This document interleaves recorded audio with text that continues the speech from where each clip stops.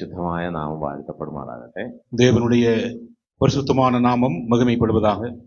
ഇന്നും ദൈവവചനം കേൾക്കാൻ കടന്നു വന്ന എല്ലാ സഹോദരി സഹോദരന്മാരോടും ഉള്ള സ്നേഹവും നന്ദിയും ഞാനും അറിയിക്കുന്നു. இன்றும் தேவவசனம் கேட்க கடந்து வந்த சகோதர சகோதரிகளுக்கும் என்னுடைய அன்பையும் என்னுடைய வணக்கத்தையும் தெரிவித்துக் கொள்கிறேன். ഈ ശുശ്രൂഷയിലേക്ക് എന്നെ ക്ഷണിക്കാനായിട്ട് സഭ കാണിച്ച താല്പര്യത്തെയും ദൈവ ശബ്ദത്തോടുള്ള പ്രതികരണത്തിനെ ഓർത്ത് ഞാനും ദൈവത്തെ സ്തുതിക്കുന്നു. இந்த ஊழியத்துக்காக இந்த சபையார் என்னை அழைத்த அன்பையும் தேவனுடைய வழிநடத்துவதற்காகவும் கர்த்தரை நன்றியோடு நான் ஸ்தோத்திரிக்கிறேன். ഞാനും വളരെ സന്തോഷത്തോടുകൂടെയാണ് ഈ ദിവസങ്ങളിലൂടെ ശുശ്രൂഷിക്കുവാനായിട്ട് ദൈവം ഇടയാക്കിയത്. நானும் மிக்க மகிழ்ச்சியுடன் இந்த இடங்களிலே இந்த இடத்திலே கடந்து வந்து ஊழியத்திலே ஏற்பட கர்த்தர் உதவி செய்தார். ചില സ്ഥലങ്ങളിൽ ശുശ്രൂഷകൾക്ക് പോകുമ്പോൾ നമ്മുടെ സ്വന്തം സ്ഥലം പോലെ തോന്നുന്ന രീതിയിൽ അവിടെയുള്ളവരുടെ പ്രതികരണം വളരെ സന്തോഷം നൽകാറുണ്ട്. சில இடங்களுக்கு ஊழியங்களுக்கு இப்படியாக செல்லும் பொழுது சொந்த வீட்டுக்கு அல்லது சொந்த இடத்திற்கு வந்ததாற் போல் ஒரு எண்ணமும் ஒரு அனுபவமும் வருகிறது. അതുപോലൊരു സന്തോഷകരമായ ദിവസമായിരുന്നു കഴിഞ്ഞ 3 ദിവസം. அப்படியாப்பட்ட நிலைமையிலே கடந்த 3 நாட்களும் எனக்கு அமைந்தது என்று நான் சொல்லிக் கொள்கிறேன். എല്ലാം വളരെ ചിട്ടയും ക്രമവുമായിട്ട് നടക്കുന്നത് എനിക്ക് വളരെ സന്തോഷം തോന്നി. எல்லாம் மிகவும் ஒழுங்கும் கிரமமாக நடத்தப்படுவதை பார்த்து நான் மிகவும் சந்தோஷப்பட்டேன். ഇതിന്റെ പിന്നിൽ അധ്വാനിച്ച സഹോദരങ്ങൾക്കും പ്രത്യേകിച്ചും ഈ സഭയിലെ ചുമതലപ്പെട്ടവർക്കും ഞാൻ പ്രത്യേകം നന്ദി അറിയിക്കും. இதற்கு பின்னால் உழைத்த சகோதரர்கள், குறிப்பாக இந்த சபையின் பொறுப்புள்ள சகோதரர்களுக்கு என் நன்றியை தெரிவித்துக் கொள்கிறேன். ഇന്ന് രാത്രി ശുശ്രൂഷ കഴിഞ്ഞാൽ ഉടൻ തന്നെ ഞങ്ങൾ കാറിൽ തിരുവനന്തപുരത്തേക്ക് യാത്ര ചെയ്യാൻ ആഗ്രഹിക്കുകയാണ്. இன்றிரவு ஊழியத்தை முடித்த பின்பு நாங்கள் பயணித்த அந்த காரிலே திரும்ப திருவனந்தபுரம் பகுதிக்கு கடந்து செல்ல இருக்கின்றோம். നാളെ രാവിലെ 10 മണിക്ക് മറ്റൊരു യാത്ര ചെയ്യേണ്ടതായിട്ടുണ്ട്. അതുകൊണ്ടാണ് രാത്രിയിൽ തന്നെ യാത്ര ചെയ്യുന്നത്. പ്രത്യേകം പ്രാർത്ഥിക്കണമേ. நாளை காலை 10 மணிக்கு வேறு இடத்திற்கு ஊழியத்துக்காக கடந்து செல்ல வேண்டும். ஆகவே தான் இன்றிரவே நாங்கள் பயணமாய் செய்கிறோம். எங்களுடைய பயண இறக்கங்களுக்காக ஜெபித்துக் கொள்ளுமாறு அன்போடு உங்களை கேட்டுக்கொள்கிறோம். നിങ്ങൾ ഓരോരുത്തരും പ്രാർത്ഥിക്കുന്നത് കൊണ്ടാണ് ഞങ്ങൾ ഇങ്ങനെ ശുശ്രൂഷകളിലൊക്കെ ജീവിച്ചു പോകുന്നത്. അതാണ് സത്യം. நீங்கள் ஒருவரும் ஜெபிப்பதன் மூலமாகத்தான் நாங்கள் ஊழியத்தின் வாயிலாக தேவனால் இவ்விதமாக பயன்பட்டும் பிழைத்தும் வருகிறோம். സാധാരണ ഞാൻ ഇങ്ങനെ പറയാറുണ്ട്, நான் இப்படியாக சாதாரணமாக சொல்வதுண்டு. നിങ്ങൾ പുറത്തോട്ടൊക്കെ കടകളിലൊക്കെ പോകുമ്പോ ഈ പെപ്സി ഒക്കെ കാണും. நீங்கள் കടകളിலே செல்லும் பொழுது பெப்சி என்ற குளிர்பானத்தை பார்க்கிறீர்கள். അതിന്റെ കൂടെ ചിലപ്പോൾ മിരിൻഡയും കാണും. அதற்கு பக்கத்திலே மிரிண்டா என்ற ஒரு குளிர்பானமும் இருக்கும். എവിടെയെങ്കിലും നിങ്ങൾ മിരിൻഡ കണ്ട ഉടനെ എന്നെ ഓർത്താൽ മതി. எங்காவது மிரிண்டா என்று பார்த்தால் என்னையும் நினைத்தால் போதும். ദൈവമേ, ആ മിരാൻഡ സഹോദരനെ കാക്കണേ, ഒറ്റ വാക്ക്. ஆண்டவரே, அந்த மிராண்டா சகோதரனை காக்க வேண்டுமே என்று ஜெபித்தால் போதும். എപ്പോഴും പ്രാർത്ഥിക്കണ്ട. എവിടെയെങ്കിലും പോകുമ്പോ പെപ്സിയോ മിരാൻഡയോ കാണുകയാണെങ്കിൽ ഉടനെ തന്നെ எப்பொழுதும் ஜெபிக்க வேண்டாம். எங்காவது பெப்சியா மிராண்டாவா பாத்தீங்கன்னா எனக்காக, மிராண்டாக்காக ஜெபித்தால் போதும் என்று சொல்லுகிறேன். ദൈവം നമ്മെ സഹായിക്കട്ടെ. தேவன் நமக்கு உதவி செய்வாராக. കഴിഞ്ഞ ദിവസങ്ങളിൽ നമ്മൾ ഒരു വീട്ടിലെ 2 പേരെ കുറിച്ച് കേൾക്കുകയായിരുന്നു. கடந்த நாட்களிலே ஒரு வீட்டிலே இருந்த 2 நபர்களை குறித்து கேள்விப்பட்டுக் கொண்டிருந்தோம். മാർത്തയും ലാസറും എന്ന 2 വ്യക്തികൾ. மார்த்தா மற்றும் லாசரு என்ற 2 நபர்கள். ഈ 2 പേരുടെയും സ്വഭാവത്തിൽ എവിടെയെങ്കിലുമൊക്കെ നമ്മുടെ സ്വഭാവമായിട്ട് ചേർന്ന് പോകുന്നുണ്ടോ എന്ന് പരിശോധിക്കാൻ ദൈവം സഹായിച്ചു. இந்த 2 பேருடைய சுபாவங்களிலே இருக்கக்கூடியதான தன்மைகள் நம்முடைய சுபாவங்களிலே இருக்கிறதா என்று நாம் பரிசோதித்து பார்ப்போம். എന്നാൽ ഇന്ന് നമ്മൾ വീണ്ടും അതേ ഭാഗത്തേക്ക് നമ്മുടെ ശ്രദ്ധ തിരിക്കാം. യോഹന്നാൻ 12-ാമത്തെ അധ്യായം. ஆனால் இன்றும் அதே வேத பகுதிக்கு நமது கவனங்களை திருப்புவோம். யோவான் 12-ாம் அதிகாரம். അവിടെ നമുക്ക് വായിച്ചു കേൾക്കാം. യോഹന്നാൻ എഴുതിയ സുവിശേഷം 12-ാമത്തെ അധ്യായത്തിന്റെ 1 മുതലുള്ള വാക്യങ്ങൾ. யோவான் எழுதின நற்செய்தி நூல் 11-ாம் அதிகாரம் 12-ாம் அதிகாரம் 1 முதல் உள்ள சில வசனங்கள். பஸ்கா பண்டிகை வர 6 நாளுக்கு முன்னே இயேசு தாம் மரணத்திலிருந்து எழுப்பின லாசரு இருந்த பெத்தானியாவுக்கு வந்தார். அங்கே அவருக்கு ராவிருந்து பண்ணினார்கள். மார்த்தாள் பணிவிடை செய்தாள். லாசருவும் அவருடனே கூட പന്തിയിരുന്നവരിൽ ഒരുവനായിരുന്നാൻ. ഇനി 3-ാമത്തെ വാക്യം മുതലാണ് മറിയയെ കുറിച്ച് കാണുന്നത്. അത് നമുക്ക് വായിക്കാം. 3-ാം വചനത്തിൽ മറിയാളെ കുറിച്ച് വാസിக்கிறோம். അதையும் நான் இப்பொழுது வாசிக்கிறேன். அப்பொழுது மரியாள் விலையேறப்பெற்ற கலங்கமில்லாத நலதம் என்னும் தைலத்தில் ஒரு ராத்தல் கொண்டு வந்து அதை இயேசுவின் பாதங்களில் பூசி தன் தலைமயிரால் அவருடைய பாதங்களை துடைத்தாள். அந்த வீடு முழுவதும் தைலத்தின் பரிமளத்தினால் நிறைந்தது. മുന്നോട്ട് പോട്ടെ, വായിച്ചോ. அப்பொழுது அவருடைய சீசரில் ஒருவனும் அவரை காட்டிக் கொடுக்க போருமாகிய சீமோனுடைய குமாரனான யூதாஸ்காரியோத்து இந்த தைலத்தை 300 பணத்துக்கு விற்று தரித்திரருக்கு கொடாமல் போனதென்ன என்றான். அவன் தரித்திரரை குறித்து கவலைப்பட்டு இப்படி சொல்லாமல், அவன் திருடனானபடியினாலும் பணப்பையை வைத்துக்கொண்டு அதிலே போடப்பட்டதை சுமக்கிறவனானபடியினாலும் இப்படி சொன்னான். அப்பொழுது இயேசு, இவளை விட்டுவிடு, என்னை அடக்கம் பண்ணும் நாளுக்காக இதை வைத்திருந்தால். தரித்திரர் எப்பொழுதும் உங்களிடத்தில் இருக்கிறார்கள், நான் எப்பொழுதும் உங்களிடத்தில் இரேன் என்றார். அப்பொழுது யூதரில் திரளான ஜனங்கள் அவர் அங்கே இருக்கிறதை அறிந்து, இயேசுவின் நிமித்தமாக மாத்திரம் அல்ல, அவர் மரித்தோரிலிருந்து எழுப்பின லாசருவை காணும்படியாகவும் வந்தார்கள்.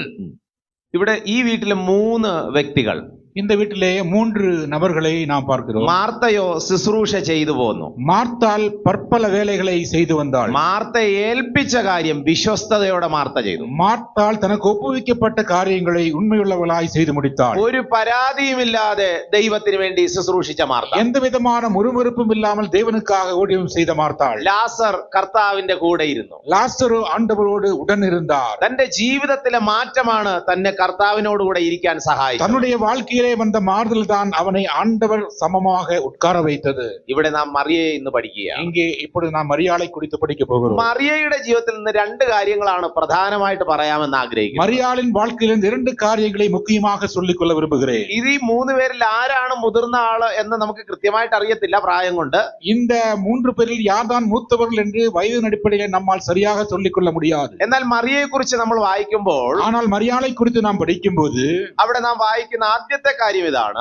அவரை குறித்து முதலாவது வாசிக்கிற காரியம், അപ്പോൾ മറിയ വിലയേറിയ സ്വച്ഛജട മാംസതൈലം കർത്താവിന് വേണ്ടി നൽകി എന്നുള്ളതാണ്. அப்பொழுது மரியாள் விலையேறப்பட்ட நலதமனும் தைலத்தை ஆண்டவருக்கு காணிக்கையாய் படைக்கிறாள்.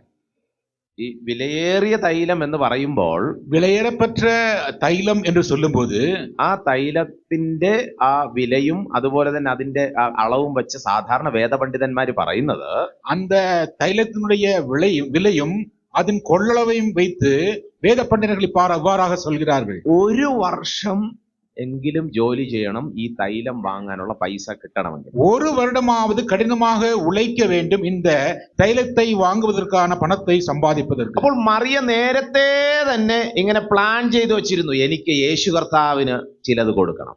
ஆகவே மரியாள் ஏற்கனவே இப்படி பிளான் பண்ணி வைத்திருந்தால், எனக்கும் இந்த ஆண்டவருக்கு இப்படியாப்பட்ட விலையேறப்பட்ட காரியங்களை கொடுக்க வேண்டும் என்று അനേക ദിവസം യേശു കർത്താവ് ഈ വീട്ടിൽ വന്നിട്ടുണ്ട്. அநேக முறை ஆண்டவர் இயேசு இந்த வீட்டிற்கு வந்திருக்கிறார். മാർത്ത യേശു കർത്താവിന് കൊടുക്കാനായിട്ട് പലവട്ടം ശ്രമിച്ചിട്ടുണ്ട്. மார்த்தாள் இந்த இயேசு ஆண்டவருக்கு பலமுறை கொடுக்க முற்பட்டவள் தான். ഞങ്ങൾ 3 പേരും ഒരുമിച്ച് യേശു കർത്താവിനെ ഇന്ന് ഈ വീട്ടിൽ ക്ഷണിച്ചിട്ടുമുണ്ട്. நாங்கள் 3 ஒருங்கே சேர்ந்து இயேசு ஆண்டவர் எங்கள் வீட்டிற்கு அழைத்திருக்கிறோம். എന്നാൽ എനിക്ക് വ്യക്തിപരമായിട്ട് യേശു കർത്താവിന് ഒന്ന് കൊടുക്കണം. ஆனால் தனிப்பட்ட முறையிலே இயேசு ஆண்டவருக்கு பரிசாக இதை நான் கொடுக்க வேண்டும். പ്രിയ സഹോദരങ്ങളെ, മറിയയുടെ കൊടുക്കലുമായി ബന്ധപ്പെട്ടാണ് ഒന്നാമത് എനിക്ക് ചില കാര്യങ്ങൾ പറയാനായി. முதலாவதாக மரியாளுடைய அந்த பரிசு கொடுக்கும் விதம் இருக்கிறது, அதை குறித்து சில காரியங்களை முதலாவதாக சொல்லிக்கொள்ள നമ്മൾ എല്ലാവരും കൊടുക്കാൻ ആഗ്രഹിക്കുന്നവർ. நாம் யாவரும் கொடுக்க விரும்புகிறவர்கள் தான். നമ്മൾ കുടുംബമായിട്ട് കൊടുക്കുന്നുണ്ട്, நாம் குடும்பமாக கொடுக்கிறோம், വ്യക്തിപരമായും കൊടുക്കുന്നുണ്ട്. தனிப்பட்ட முறையிலும் கொடுக்கிறோம். എന്നാൽ പണം കൊടുക്കുന്ന കാര്യമല്ല ഞാനിവിടെ പറയാൻ ஆனால் ആഗ്രഹിക്കുന്നത്. பணம் கொடுக்கிற காரியத்தை குறித்து இங்கே நான் சொல்ல விரும்புவதில்லை. ഇവിടെ കൊടുക്കുന്നതുമായി ബന്ധപ്പെട്ട് മറിയയെ കുറിച്ച് കാണുന്ന ഒന്നാമത്തെ കാര്യം,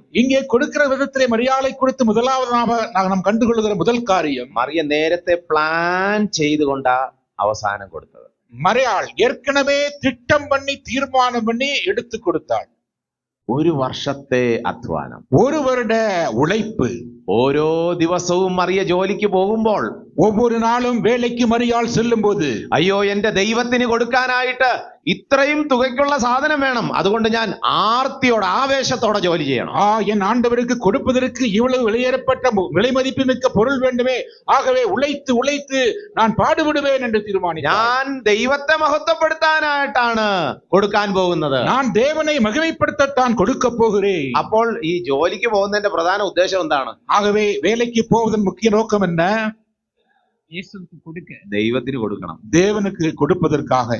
ലക്ഷ്യം മുഴുവൻ ദൈവനാമം മഹത്വപ്പെടാനാണ്. அவனுடைய லட்சியம் முழுதும் தேவனுடைய நாமம் மகிமைப்பட வேண்டும். ഓരോ മാസവും ശമ്പളം കിട്ടുമ്പോൾ ഭയങ്കര സന്തോഷം തോന്നും ചിലപ്പോൾ. ஒவ்வொரு மாதமும் சம்பளம் வருவது மிக்க மகிழ்ச்சியுடையவளாய் അയ്യോ, இருப்பாய். ഇനി ഇത്രയും രൂപ കൂടെ സ്വരൂപിച്ചാൽ മതിയല്ലോ, இன்னும் அதிகமாக இன்னும் கொஞ்சம் வீதம் சம்பாதித்தால் போதுமே. അടുത്ത മാസം ആവുമ്പോൾ അയ്യോ ഇനിയും കുറച്ചുകൂടെ സമ്പാദിച്ചാൽ அடுத்த മതിയല്ലോ. மாதம் சம்பாதிப்பது மீதி இருக்கிறதை சம்பாதித்தால் போதுமே. പ്രിയ സഹോദരങ്ങളെ, നാം ഓരോരുത്തരും ജോലിക്ക് പോകുമ്പോൾ, പഠിക്കാൻ പോകുമ്പോൾ, ஆண் பிரியமானவளே, நாம் ஒவ்வொருவரும் வேலைக்கும் போகும்போதும் படிக்க போகும்போதும் എന്റെ ദൈവത്തെ മഹത്വപ്പെടുത്താനായിട്ടാണ് ഞാൻ പോകുന്നത്. என்னுடைய தேவனை மகிமைப்படுத்தத்தான் நான் போகிறேன். ഞാൻ പഠിക്കാൻ പോകുന്നത് ദൈവത്തിന്റെ സന്തോഷത്തിന് വേണ്ടിയിട്ടാണ്. நான் படிக்கச் செல்வது தேவனுடைய மகிழ்ச்சிக்காக அதை நான் ഞാൻ செய்கிறேன். ജോലിക്ക് പോകുന്നത് എന്റെ ദൈവത്തെ മഹത്വപ്പെടുത്താൻ நான் വേണ്ടിയിട്ടാണ്. வேலைக்கு போவது என் தேவனை மகிமைப்படுத்தவாறாய் செல்கிறேன். നമുക്ക് ദൈവം തരുന്ന ആരോഗ്യവും ആയുസ്സും പണവും സമയവും ദൈവത്തെ മഹത്വപ്പെടുത്താൻ വേണ്ടിയിട്ടായി. நமக்கு தேவன் கொடுக்கிற ஆரோக்கியம், ஆயுசு, பணம் யாவற்றையும் தேவனாம் மகிமைக்காக பரிமைப்படுத்துவதற்காகத்தான். നമുക്ക് ഒരാഴ്ചയിൽ 7 ദിവസങ്ങളുണ്ട്, എല്ലാവർക്കും അറിയാം. நமக்கு வார நாட்களில் 7 நாட்கள் உண்டு. ഒരു ദിവസം എത്ര മണിക്കൂറുണ്ട്? ஒரு நாள்ல எத்தனை மணி நேரங்கள் இருக்கிறது? 24 மணி நேரம். 24 மணி நேரம். അപ്പൊ ഒരാഴ്ചയോ? அப்போ ஒரு வாரமோ 168 168 என்று ஒருவர் சொல்கிறார். നല്ലൊരു ക്ലാപ്പ് കൊടു, നല്ലൊരു. அவருக்கு நல்ல ஒரு கை தட்டி கொடுங்க. 168 വളരെ 168 மிகவும் சரியான பதில். 168 മണിക്കൂർ ഒരാഴ്ച ദൈവം നമുക്ക് തന്നിട്ടുണ്ട്. ஒரு வாரத்தில் 168 மணி நேரங்கள் தேவன் நமக்கு தந்திருக்கிறார். ഇതിൽ 10% എടുത്താൽ എത്ര മണിക്കൂറാവും? இதுல 10% ஒதுக்கி வைத்தால் எவ்வளவாகும்? 12 மணி நேரம். ഏതാണ്ട് 16 മണിക്കൂർ. சுமார் 16 மணி நேரங்கள். നമ്മൾ 16 മണിക്കൂർ ദൈവസന്നിധിയിൽ ഇരിക്കാറുണ്ടോ ഒരാഴ്ച? ஒரு வாரம் 16 மணி நேரம் தேவ சமூகத்திலே நாம் இருக்கின்றோமா? ഞായറാഴ്ച ആരാധനയ്ക്ക് വരുമ്പോഴേ എപ്പോ പോകണം, പെട്ടെന്ന് പെട്ടെന്ന് പോകണം. ஞாயிற்றுக்கிழமை ஆராதனைக்கு வரும்போது சீக்கிரம் முடிங்க, சீக்கிரம் போகணும், அதான் அவசரமா இருப்போம். ആകെ ഞായറാഴ്ച ചിലപ്പോൾ വരുന്നുള്ളൂ. ஞாயிற்றுக்கிழமை ஒரு நாள் தான் ஆலயத்துக்கே வருவது வழக்கம். അതിന് 2 മണിക്കൂറിനകം എത്രയും പെട്ടെന്ന് ഓടാൻ നിൽക്കും. அந்த 2 மணி நேரம் செலவழிக்க எவ்வளவு சீக்கிரம் போலாமான்னு பறப்பாங்க. ദൈവത്തിന് ഹൃദയം കൊണ്ട് നമ്മുടെ സമയം കൊടുക്കാറുണ്ടോ? நாம் தேவனுக்கு நம்முடைய நேரத்தை உண்மையிலே கொடுக்கிறோமா? ഒരു ദിവസം 1 മണിക്കൂർ നമ്മൾ TV കാണുകയാണെങ്കിൽ ஒரு நாளிலே 1 மணி நேரம் நாம் தொலைக்காட்சி பார்ப்போம் என்று வைத்துக் கொள்வோம். ഒരു വർഷം എത്ര മണിക്കൂർ TV കാണും? ஒரு வருஷம் எத்தனை மணி நேரம் நாம் தொலைக்காட்சியை பார்ப்போம்? 365 മണിക്കൂർ. 365 மணி நேரங்கள். നീ ശ്രദ്ധിച്ചു കേട്ടോ, അടുത്ത കണക്ക് வரப்போகுது, கவனமா பாத்துக்கோங்க. ബൈബിൾ ഫുള്ളും നമ്മള് ഭക്ഷണമൊന്നും കഴിക്കാതെ കണ്ടിന്യൂസ് വായിക്കുകയാണെങ്കിൽ 70 മണിക്കൂർ കൊണ്ട് വായിച്ചു തീർക്കാം. இந்த வேதாகமத்தை சாப்பிடாமல் தொடர்ச்சியாக படித்துக் கொண்டே இருந்தால் 70 மணி நேரத்திலே படித்து முடிக்க முடியும். 70 മണിക്കൂർ കൊണ്ട് ബൈബിൾ ഫുള്ള് പഠിച്ചു തീർക്കാം. 70 മണി നേരത്തിലെ இந்த முழு வேதாகமத்தையும் படித்து முடிக்க முடியும். സ്വർഗത്തിലും ഭൂമിയിലും സ്ഥിരമായിരിക്കുന്ന വിശുദ്ധ വേദപുസ്തകം തുടർമാനമായിട്ട് വായിച്ചാൽ 70 മണിക്കൂർ കൊണ്ട് നമുക്ക് വായിച്ചു തീർക്കാം. வானத்திலும் பூமியும் உறுதியாய் நிற்கக்கூடிய வேத வார்த்தைகளை நாம் 70 நேரம் படித்தால் முழுமையாய் படித்து முடிக்க முடியும். ഒരു ദിവസം 1 മണിക്കൂർ ബൈബിൾ വായിക്കുകയാണെങ്കിൽ ஒரு நாளிலே 1 மணி நேரம் வேதம் வாசிப்பதா இருந்தால் ഒരു വർഷം കൊണ്ട് എത്ര പ്രാവശ്യം ബൈബിൾ വായിച്ചു തീർക്കാം? ஒரு வருஷத்துக்குள்ளாக எத்தனை முறை வேதத்தை படித்து முடிக்க முடியும்? கிட்டத்தட்ட 5 முறை 6 முறை. கிட்டத்தட்ட 5 அல்லது 6 முறை படித்து முடிக்க முடியும். നമ്മൾ ഒരു വർഷം കൊണ്ട് നാം ഒരു വർഷം வைத்து 2 പ്രാവശ്യമെങ്കിലും ബൈബിൾ വായിച്ചു തീർത്തിട്ടുണ്ടോ? 2 മുറയാவது വേദത്തെ പഠിத்து முடித்திருக்கிறோமா? ഇല്ല. இல்லை. വർഷത്തിൽ ഒന്നെങ്കിലും, വർഷത്തിലെ ഒരു മുറയാவது, വർഷം ഒരു ഫുള്ള് വായിച്ചു തീർത്തിട്ടുണ്ടോ? വർഷത്തിലെ ഒരു മുറയാவது മുഴു വേദാപത്യം പഠിத்து முடித்திருக்கிறோமா? ഇല്ല. இல்லை. ജീവിതകാലം മുഴുവനായിട്ട് ഒരു പ്രാവശ്യമെങ്കിലും ബൈബിൾ വായിച്ചു തീർത്തിട്ടുണ്ടോ? வாழ்க்கை ஆயுசு முழுவதுமாக ஒரு முறையாவது வேதத்தை படித்து முடித்திருக்கிறோமா? ഒന്ന് ആലോചിച്ച് നോക്കിയേ. கொஞ்சம் ஆலோசனை செய்து பாருங்கள். ഒരു കൊച്ചുകുട്ടി, ஒரு சிறு குழந்தை ഏതാണ്ട് 20 വർഷം പഠിക്കുമെന്നാണ്. അതായത് PG വരെ പോകുകയാണെങ്കിൽ 20 വർഷം പഠിക്കുമെന്നാണ്. முதுகலை பட்டம் வரை படிப்பதற்கு 20 ஆண்டுகள் அந்த குழந்தை படித்தாக வேண்டும். ഒരു ലോറിക്കകത്ത് എത്ര പുസ്തകങ്ങൾ നിറയ്ക്കാൻ പറ്റും അത്രയും പുസ്തകങ്ങൾ ഒരു കുട്ടി 20 വർഷം കൊണ്ട് പഠിച്ചു തീർക്കും. ஒரு லாரிக்குள்ளே அந்த கேபினுக்குள்ளே எத்தனை புத்தகங்களை ஒளித்து வைக்க முடியுமோ, மறைத்து வைக்க முடியுமோ, ஒரு வருஷத்துல அவள் அப்படி படிக்க வேண்டும். പഠിക്കുന്ന എല്ലാ പുസ്തകങ്ങളും എന്തിനു വേണ്ടിയിട്ടുള്ളതാണ്? அவள் படிக்கிற எல்லா காரியங்களும் எந்த பாடங்களாக இருக்கும்? 60 വയസ്സ് വരെ ജോലി ചെയ്യാൻ വേണ്ടിയിട്ട് മാത്രമാണ്. 60 வருஷம் வரைக்கும் வேலை செய்வதற்காக மட்டும்தான். അത് കഴിഞ്ഞ് റിട്ടയർഡായി വീട്ടിലിരിക്കാം. அதற்கு பின்பு ஓய்வு பெற்று வீட்டிலே உட்கார வேண்டும்.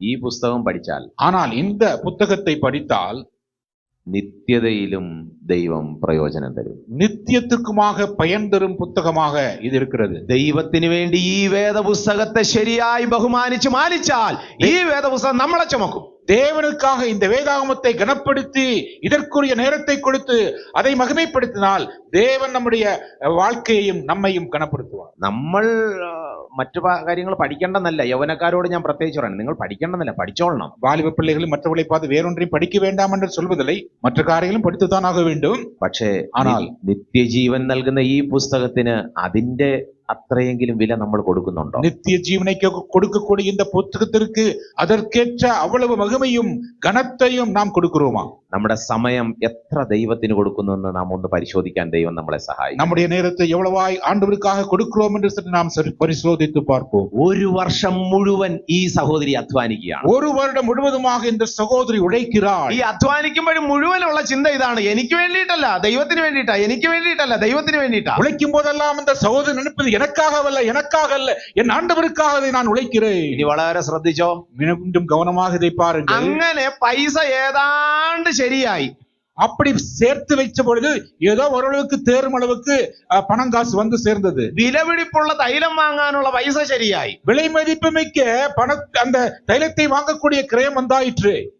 ചിലപ്പോ 1-2 ആഴ്ച കൊണ്ട് ഇനി ഈ തൈലം വാങ്ങാനുള്ള പൈസ കിട്ടുമായിരിക്കും എന്ന് വിചാരിച്ചോ? இனி 1-2 வாரம் உழைச்சா போதும் முழு தைல புட்டியையும் வாங்கி வைத்து வீட்டிலே பத்திரப்படுத்த முடியும். അപ്പോഴാണ് ലാസറിന് അസുഖം വരുന്നത്. அப்பதான் லாசருக்கு வியாதி வந்துச்சு. ലാസർ മരിച്ചു. ലാസർ മരിച്ചു പോനാൻ. ലാസർ മരിച്ച് 4 ദിവസം കഴിഞ്ഞ് ഉയർത്തെഴുന്നേറ്റ ശേഷമാണല്ലോ ഈ സംഭവം നടക്കുന്നത്. ലാസർ മരിച്ച് 4 നാളുകൾക്ക് അടുത്താണ് இந்த സംഭവങ്ങൾ നടന്നത്. ഇപ്പൊ ലാസർ മരിക്കുമ്പോ ഈ പൈസ കയ്യിലുണ്ട്. ലാസർ മരിക്കുമ്പോൾ വീട്ടിലെ ഭദ്രമായി இந்த പണം உள்ளே இருக்கிறது. ഈ സഹോദരിക്ക്, இந்த സഹോദരിക്ക് ലാസറിന്റെ മരണത്തിന് ഈ തൈലം പൊട്ടിച്ചൊഴിക്കാമായിരുന്നില്ലേ? இந்த சகோதரிக்கு லாசர் மரித்து போனானே, அந்த மனத்துல அந்த இடமெல்லாம் கொஞ்சம் வாசனையா இருக்கட்டும் சொல்லி அந்த தைல புட்டி உடைத்து ஊற்றி இருக்கலாமே. കാരണം ഒരാൾ മരിക്കുമ്പോൾ ഈ തൈലം ഒഴിച്ചാണ് ഈ ശരീരത്തെ തുണി കൊണ്ട് ചുറ്റുന്നത്. ஏனென்றால் அந்த காலகட்டத்திலே ஒருவர் மரிக்கும் பொழுது தைலத்தை சுற்றி சுற்றி തുണിയാൽ ചുറ്റിത്താൻ அதை ഒഴുങ്കുപെടുത്തി ഭദ്രപ്പെടുത്തുക. അത് യേശു കർത്താവ് തൊട്ട് താഴെ പറയുന്നുണ്ട്, ഇതെന്റെ മരണത്തിന് വേണ്ടി അവൾ മാറ്റിവെച്ചില്ലല്ലോ എന്ന് പറയുന്നുണ്ട്. ആണ്ടവർ തുടർന്ന് കീഴെ മരണத்துக்காக அதை മാറ്റി வைக்கவில்லையே എന്ന് சொல்கிறார். അപ്പോൾ ഈ പണം സ്വരൂപിച്ച് കൃത്യം ഇരിക്കുമ്പോഴാണ് ഈ സഹോദരൻ മരിച്ചത്. இந்த പണത്തെ ചേർത്ത് வைத்திருக்கும் பொழுதுதான் தன்னுடைய உடன் சகோதரன் மரித்து போனான். വേണമെങ്കിൽ ഈ സഹോദരന് വേണ്ടിയിട്ട് ഈ തൈലം കൊടുക്കാം. வேண்டுமானால் தன் சகோதரனுக்காக இந்த கிரயத்தை செலவழிக்க முடியும். പക്ഷേ ഈ സഹോദരി ഒരു കാര്യം തീരുമാനിച്ചു. ஆனால் இந்த சகோதரி ஒரு காரியத்தை தீர்மானித்தார். ഞാനിത് തുടങ്ങി വെച്ചത് എന്റെ കർത്താവിന് വേണ്ടി കൊടുക്കും. இதை நான் துவங்கினது என் ஆண்டவருக்காக கொடுப்பதற்காக. ചിലപ്പോൾ ഞാൻ ഒന്നും എന്റെ സഹോദരന് കൊടുത്തില്ല എന്ന് പറഞ്ഞ് ആളുകൾ എന്നെ കളിയാക്കിയേക്കാം. ஒருவேளை என்னுடைய சகோதரனுக்காக நான் ஒன்றும் கொடுக்கவில்லை என்று மற்றவர்கள் என்னை பரிகாசம் செய்யலாம். എനിക്കും മനസ്സിനൊരു വിഷമം ചിലപ്പോൾ ഭാവിയിൽ ഉണ്ടാകാം. எதிர்காலத்தில் என் சகோதரனுக்காக ஒன்றும் கொடுக்கவில்லை என்று எதிர்காலத்தில் எனக்கு ஒரு வருத்தம் வரலாம். പക്ഷേ ஆனால் ഈ സഹോദരി എടുത്ത തീരുമാനം ഇതാണ്. இந்த சகோதரி எடுத்த தீர்மானம் இதுதான். ദൈവത്തിന് വേണ്ടി കൊടുക്കാൻ തീരുമാനിച്ചു, ഞാൻ അവിടെ തന്നെ എത്തിക്കും. தேவனுக்காக கொடுக்க நான் தீர்மானித்தேன், இது அங்கேதான் கொண்டு போய் சேர்த்துவேன். പലപ്പോഴും നമ്മൾ തീരുമാനിക്കും പലതും ദൈവത്തിന് കൊടുക്കണമെന്ന്. ஆனால் പല സന്ദർഭങ്ങളിൽ തീരുമാനിപ്പോം தேவனுக்காக கொடுக்க வேண்டும் என்று. എന്നിട്ട് നമ്മൾ തന്നെ പറയും, അയ്യോ അത് ആശുപത്രി വന്നു, പിള്ളേരുടെ ഫീസ് വന്നു, അത് വന്നു, ഇത് വന്നു, ദൈവത്തിന് അറിയാമല്ലോ ദൈവമേ കാര്യങ്ങളാ. பின்பு நாமே சொல்லுவோம், நமக்கு தேவை வந்தது, ஆஸ்பத்திரிக்கு பிள்ளைக்கு எல்லாம் செலவழிக்க வேண்டியது, தேவன் எல்லாம் அறிவாரே. ദൈവം അറിയാതെ ഒന്നും സംഭവിക്കുന്നില്ല. ഈ സാഹചര്യങ്ങളൊക്കെ അറിയാമല്ലോ ദൈവം. தேவன் எல்லாவற்றையும் நீ அறிகிறீர்கள், உமக்கு அறியாமல் ஒன்றும் நடக்கவில்லை, எல்லா சூழ்நிலையும் நீ அறிந்தவராயிருக்கிறீரே. നിങ്ങളൊന്ന് ചിന്തിച്ചു നോക്കിയേ, ഈ തൈലം ലാസറിന്റെ ദേഹത്ത് ഒഴിച്ചു അതിനുശേഷമാണ് അടക്കിയിരുന്നെങ്കിലോ? நீங்கள் இப்படி நினைத்து பாருங்கள், அந்த தைலத்தை எடுத்து இந்த லாசரு சரீரத்திலே ஊற்றி விட்டு பின்பு அடக்கம் பண்ணி இருந்தால் യേശു കർത്താവ് വല്ല വഴക്കൊല്ലം പറയുമായിരുന്നു. இயேசு ஏதாவது திட்டுவாரா? இயேசுநாதர் ஏதாவது திட்டுவாரா? പക്ഷേ ഈ സഹോദരി ഇരുന്ന് ദുഃഖിച്ചേന്. ஆனா அந்த சகோதரியை உட்கார்ந்து வசனப்பட்டிருப்பாள். എന്തായിരിക്കും കാരണം? என்ன அதற்கு காரணம்? പിറ്റേ ദിവസം ആൾ ഉയർത്തെഴുന്നേറ്റു. அடுத்த நாள்ல அவர் உயிர்த்தெழுந்தார். കൊടുത്തതെല്ലാം പോയി. കൊടുത്തതെല്ലാം പോച്ച്. നമ്മൾ ദൈവത്തിന് കൊടുക്കുന്നതിന് പകരം ദൈവത്തിന് വേണ്ടി ചെയ്യേണ്ട കാര്യങ്ങൾ ചെയ്യാതിരിക്കുമ്പോൾ പല നഷ്ടങ്ങൾ വരും. தேவனுக்காக கொடுக்க வேண்டிய காரியங்களை கொடாமல் இருக்கும் பொழுது பல நஷ்டங்கள் கஷ்டங்கள் நம்முடைய வாழ்க்கையில வந்துதான் ஆகும். പിന്നെ ഇത് ഒരു വർഷം കൊണ്ട് ഇത് ചെയ്തെടുക്കുന്ന സമയം കൊണ്ട് കർത്താവ് ക്രൂശിൽ കയറിയിരുന്നു. இது ஒரு வருஷம் கழித்து சம்பாதித்தான் செய்ய வேண்டும். அதற்குள்ளாக இயேசு ஆண்டவர் சிலுவைக்கு ஏறி இருப்பார். പിന്നെ ഒരിക്കലും ഈ മറിയയ്ക്ക് ഇത് കൊടുക്കാൻ പറ്റത്തില്ല. பின்னர் ஒருபோதும் தன் வாழ்க்கையிலே ஆண்டவருக்காக இதை கொடுக்க முடியாது. ദൈവത്തിന് വേണ്ടി കൊടുക്കേണ്ട സമയം കൊടുക്കാതിരുന്നാൽ പിന്നെ നമ്മൾ ദുഃഖിക്കേണ്ടി വരും. தேவனுக்காக கொடுக்க வேண்டிய நேரத்தை கொடுக்காமல் போறதற்காக கவலைப்படும் நேரம் வரும். ദൈവത്തിന് വേണ്ടി വായിക്കേണ്ട വേദപുസ്തകം വായിക്കാതിരുന്നാൽ നിത്യതയിൽ പോയി നാം ദുഃഖിക്കേണ്ടി വരും. வேதவசனத்தை வாசிக்கும் நேரத்தில் வாசிக்காமல் இருந்தால் நித்தியத்திலே நீங்கள் போய் கவலைப்பட வேண்டி வரும். ദൈവത്തിന് വേണ്ടി നമ്മുടെ ആരോഗ്യം ഇപ്പൊ കൊടുത്തില്ലെങ്കിൽ നാളെ ഒരു കാലത്ത് നാം ദുഃഖിക്കേണ്ടി വരും. தேவனுக்காக நாம் பெற்றிருக்கிற ஆரோக்கியத்தை நாம் பயன்படுத்த விட்டால் நாளைய நேரம் அதற்காக நாம் கவலைப்படுவோம். കൊടുക്കുകയാണെങ്കിൽ കൊടുക്കേണ്ട സമയത്ത് കൊടുക്കണം. கொடுக்க வேண்டுமானால் கொடுக்கும் நேரத்திலே മുഴുമയാക அப்படியே കൊടുക്ക வேண்டும். ദൈവത്തിന് വേണ്ടി ജീവിതം സമർപ്പിക്കാൻ ഇപ്പോഴാകുന്നു സുപ്രസാദകാലം, ഇപ്പോഴാകുന്നു രക്ഷ. தேவனுக்காக உங்கள் வாழ்க்கையை அர்ப்பணிப்பதற்கு இதுவே ரட்சணிய நாள், இதுவே அனுக்கிரக காலம். കൊടുക്കുന്ന വിഷയത്തിൽ ഒരിക്കലും ലേറ്റ് ആകരുത്. കൊടുക്കും വിഷയത്തിലെ ഒരുപോതും താമസപ്പെടുത്തக்கூடாது. ലേറ്റ് ആയാൽ പിന്നെ നമ്മൾ ദുഃഖിക്കേണ്ടി വരും. താമസമാനാൽ കവലപ്പെട വേണ്ടി വരും. നമ്മൾ പലപ്പോഴും ചിന്തിക്കുന്ന പിന്നെ കൊടുക്കാം. പല സന്ദർഭങ്ങളിൽ അപ്പുറം പാർக்கலாம் தான் நினைப்போம். ഒരിക്കലും ഇപ്പോഴമ്മച്ചിയായി, പണ്ട് ഈ അമ്മച്ചി വളരെ യവനക്കാരിയായിരുന്നു. இப்பொழுது பாட்டி ஆயிட்டாங்க. அந்த காலத்திலே ரொம்ப பெண்மணியாக വയറ് കുറയുന്നവളായി இருந்தாள். അപ്പൊ ഈ അമ്മച്ചി അന്ന് ഈ സഹോദരി സ്ഥിരം പ്രാർത്ഥിക്കുമായിരുന്നു, ദൈവം എനിക്ക് എന്തെങ്കിലും ജോലി കിട്ടിയാൽ ഞാൻ ദൈവത്തിന് വേണ്ടി കൊടുക്കും. அப்பொழுதெல்லாம் அந்த சகோதரி இப்படி செய்ய, ஆண்டவரே எனக்கு ஏதாவது வேலை கிடைச்சா நான் ஆண்டவருக்காக கொடுப்பேன். അതേ വീട്ടിൽ ഒരു വേലക്കാരി ഉണ്ടായിരുന്നു. ஆனால் அதே வீட்டில் ஒரு வேலைக்காரியும் இருந்தாள். അപ്പോ ആ വേലക്കാരി ഈ പ്രാർത്ഥന കേട്ടോണ്ടിരിക്കുവായിരുന്നു. அந்த வேலைக்காரி இவங்க அம்மா அந்த யஜமாட்டி ஜெபிக்கிறது அப்படியே பார்த்துக்கிட்டே இருப்பார். ദൈവമേ എനിക്ക് കൊടുക്കാൻ ആഗ്രഹമുണ്ട്, പക്ഷെ ഒന്നുമില്ല. எனக்கு கொடுக்க ஒண்ணுமே இல்லைன்னு அவள் ஜெபித்துக் கொண்டிருப்பாள். കാരണം മക്കളെ വളർത്താനുള്ള പൈസ അങ്ങനെ പല കാര്യങ്ങളുള്ളതുകൊണ്ട് കൊടുക്കാൻ പറ്റിയില്ല. മക്കളെ വളർത്ത വേണ്ടിയ தேவைகள் பலர்னால கொடுக்க முடியாமல் போயிற்று. അപ്പൊ മനസ്സുണ്ട്, സാഹചര്യം ഇല്ലായിരുന്നു. மனது இருக்கிறது, ஆனால் வாய்ப்பு சூழ்நிலைகள் எல்லாம் இல்லை. എന്നാൽ അനേക വർഷം കഴിഞ്ഞ് മക്കളൊക്കെ പല രാജ്യങ്ങളിൽ പഠിച്ചു. ஆனால் பல ஆண்டுகள் போய் பிள்ளைகள் எல்லாம் வெளிநாடுகளுக்கும் வேலைகளுக்கும் போய் விட்டார்கள். വലിയ ധനവതിയായി. அவள் மிகப்பெரிய சீமாட்டியாய் மாறினாள். അപ്പോഴത്തേക്കും ഈ അമ്മച്ചിയായി. அப்பொழுதுக்குள்ளாக இவங்க பாட்டி ஆயிட்டாங்க. അപ്പോഴും ഈ വേലക്കാരി അവിടെ തന്നെ ഉണ്ട്. இப்பொழுது அந்த வேலைக்காரி இப்போ அங்கேதான் இருந்தா. അപ്പൊ ഈ അമ്മച്ചി ഇടത്ത് ഈ വേലക്കാരി ഒന്ന് ചോദിച്ചു, ഇപ്പൊ പഴയതുപോലെ ഒന്നും പ്രാർത്ഥിക്കുന്നില്ലല്ലോ. அப்ப அந்த வேலைக்காரி வந்து அந்த எஜமாட்டி கிட்ட வந்து கேட்டாங்க, நீங்க முன்பெல்லாம் ஜெபிப்பீங்களா, அப்படியெல்லாம் இப்பெல்லாம் அப்படியெல்லாம் ஜெபிப்பதில்லை என்று கேட்டாள். അപ്പൊ ഈ അമ്മച്ചി ഉള്ള സത്യം അങ്ങ് പറഞ്ഞു. அப்பொழுது அந்த பாட்டி உண்மையை ஒத்துக்கொண்டு அப்படியே சொல்லிவிட்டாள். അന്ന് മനസ്സുണ്ടായിരുന്നു, அன்றைக்கு மனது இருந்தது, പക്ഷെ പൈസ ഇല്ലായിരുന്നു. ஆனால் காசு இல்லாமல் இருந்தது. ഇന്ന് കാശുണ്ട്, പക്ഷെ മനസ്സില്ല. ஆனால் இப்பொழுது காசு இருக்கிறது, ஆனால் மனதில்லை. ഇത് നമ്മളെ ഏതിലാണ്? நாம் எந்த வகையை சார்ந்தவர்கள்? പലപ്പോഴും ദൈവത്തിന് കൊടുക്കേണ്ട സമയം, കൊടുക്കേണ്ട ആരോഗ്യം, കൊടുക്കേണ്ട പണം നമ്മൾ കൊടുക്കുന്നുണ്ടോ? பல சந்தர்ப்பங்களில் தேவனுக்கு கொடுக்க வேண்டிய சமயம், தேவனுக்கு கொடுக்க வேண்டிய ஆரோக்கியம், தேவனுக்கு கொடுக்க வேண்டிய சம்பத்து, இவைகளை நாம் கொடுக்க வேண்டிய எண்ணத்திலே கொடுக்கிறோமா?